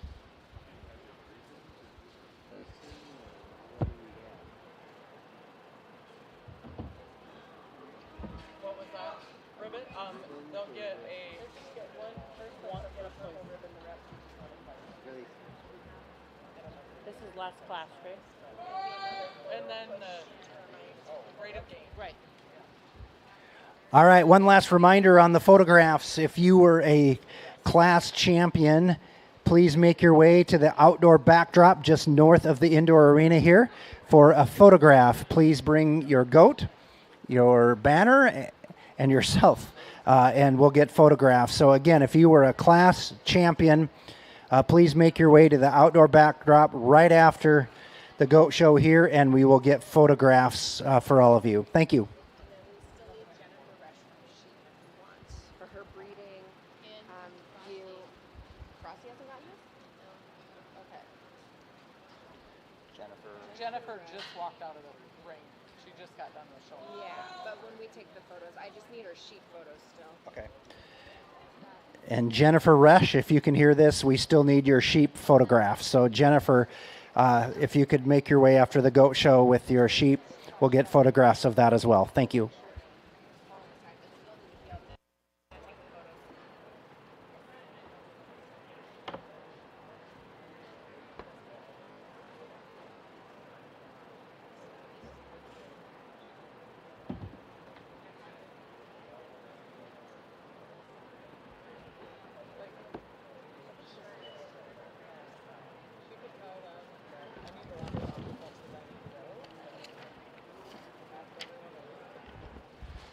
One last thank you to our sponsors for today's goat show, and those are Cooperative Farmers Elevator, Dickinson County Ag Society, Dickinson County Farm Bureau, Farm Credit Services, Iowa Great Lakes Chamber, and Jackson Feed. Thank you again for sponsoring the goat show.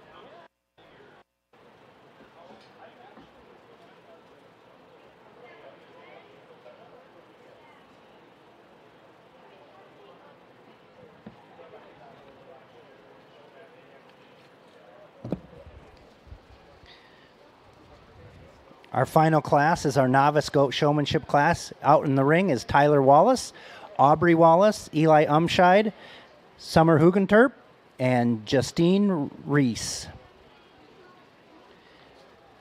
Following this class, we will have the 4-Hers come out for the goat rate of gain competition to get their cash awards for that.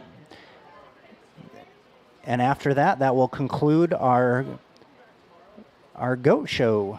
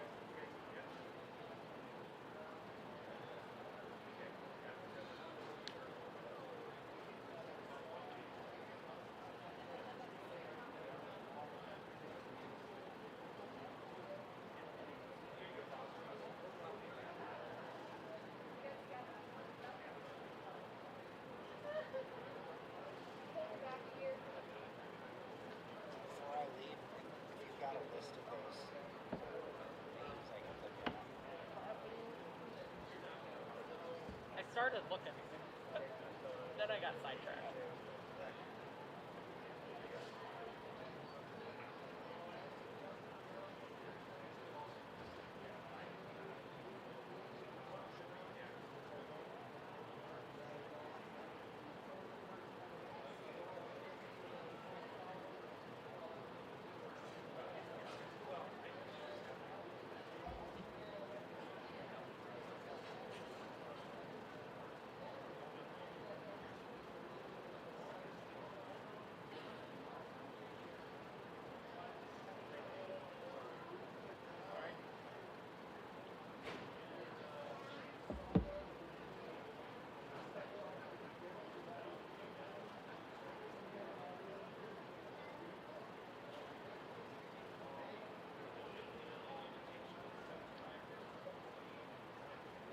I got just a, so I am gonna rank them or something.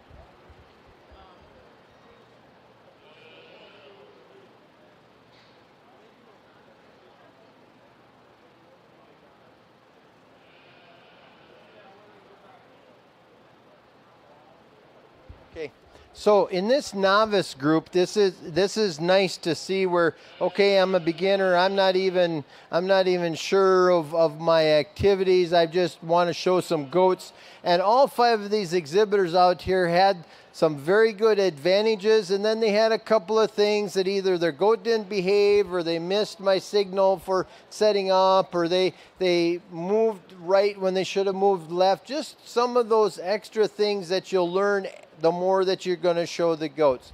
One thing that I suggest all the time regardless is to take your time and have patience, because your goat can sense when you're upset. A couple of the animals walked out and moved when I switched around very well, and a couple of them were just like, I'm not having it, the fair's done. You know, I might be fair physically, but I'm done with the show. And some of you struggled a little bit, but I give you compliments that you didn't let it get to you, just kept going through the show. The young lady in the very middle of the class is going to be my champion today. I didn't know if she was like at a funeral or a show. She didn't smile. Oh, yeah, see, she can smile. Yeah, that's a good thing. You know, don't come out here like, you know, so scared, but you know, you should hopefully have fun. If you're not having fun, you might need to reevaluate the classes or the animals that you're bringing to the fair. You might have said, oh, these were great at home, and they've just been a pain in my toe ever since. So, you know, with that in mind,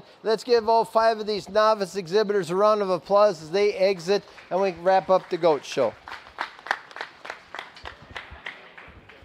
All right, congratulations, Aubrey. And that concludes all the classes. We just have one last competition here with the goats, and that's the rate of gain. So if the rate of gain exhibitors could make their way out to the show ring, we will get them their cash awards.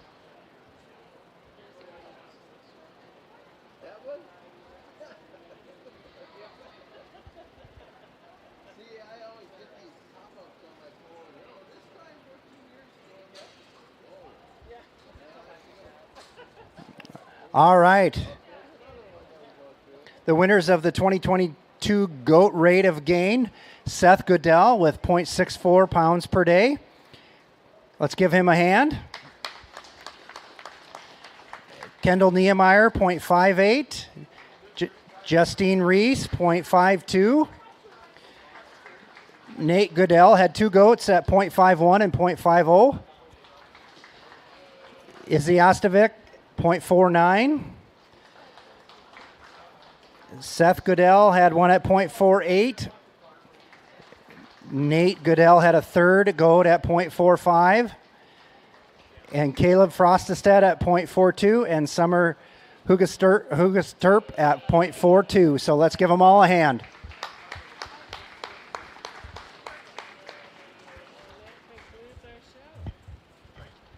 And that concludes our 2022 Sheep and Goat Show. Thank you all for coming.